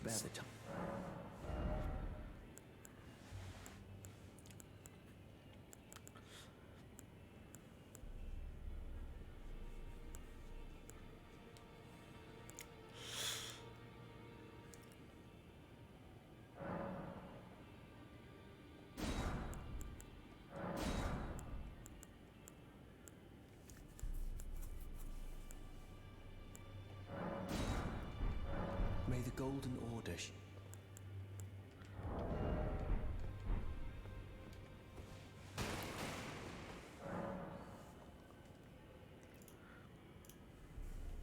The practice of astrology would one day lead to the development of sorcery, a fact confirmed by the preceptor's robe, which describes the sorcerers as descendants of these astrologers.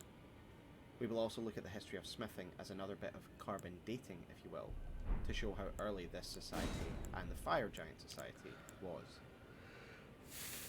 So in this time before the Academy, these astrologers clearly established themselves at the highest peaks of the lands between, to be as close to the sky as possible. And this makes sense, given that more primitive astrologers would most certainly choose to be as close to the stars as possible.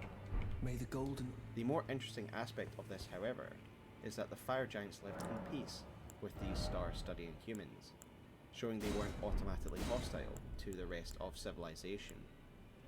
It is their relationship to the fire god that determines their allegiance and animosity.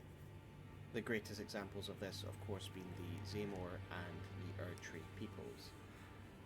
Even in this period of Night and Flame, they are still referred to as fire giants, meaning the fire god and the fire giants had no issue with these studiers of the stars, thus allowing the flame and night to live in peace. And this is interesting because while we see the giants as a destructive, violent force, they are living peacefully with a human community, and it is all based on the fact that the night and the flame do not clash. I believe that one of their earlier conflicts is a good way of showing where the community of the fire giants sits in the greater timeline of Elden Ring. I am of course referring to the conflict they waged against the Ice Dragons, an event we learn about from the Borealis Mist, which reads as follows. The Ice Dragons were once lords of the mountaintops long ago, until they were defeated by the fire giants and chased from the peak. So the Ice Dragons must have been an offshoot of dragon, kin to Borealis himself, and they once ruled these mountaintops before the giants even ruled it. This is a useful piece of lore for placing the establishment of Fire Giant Society, because Borealis, and presumably the rest of the Ice Dragons, are a type of dragon known as the modern dragons. We learn this from the That will be it for today. Thank you for coming along one of and the incantations of the capital's joining me. dragon god. Let's see.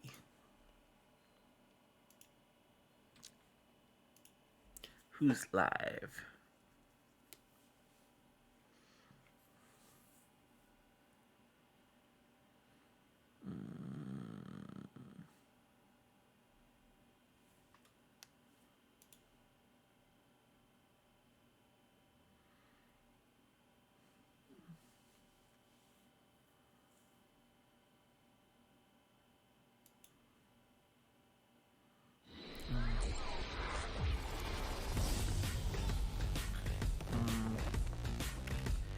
Okay, maybe not that one.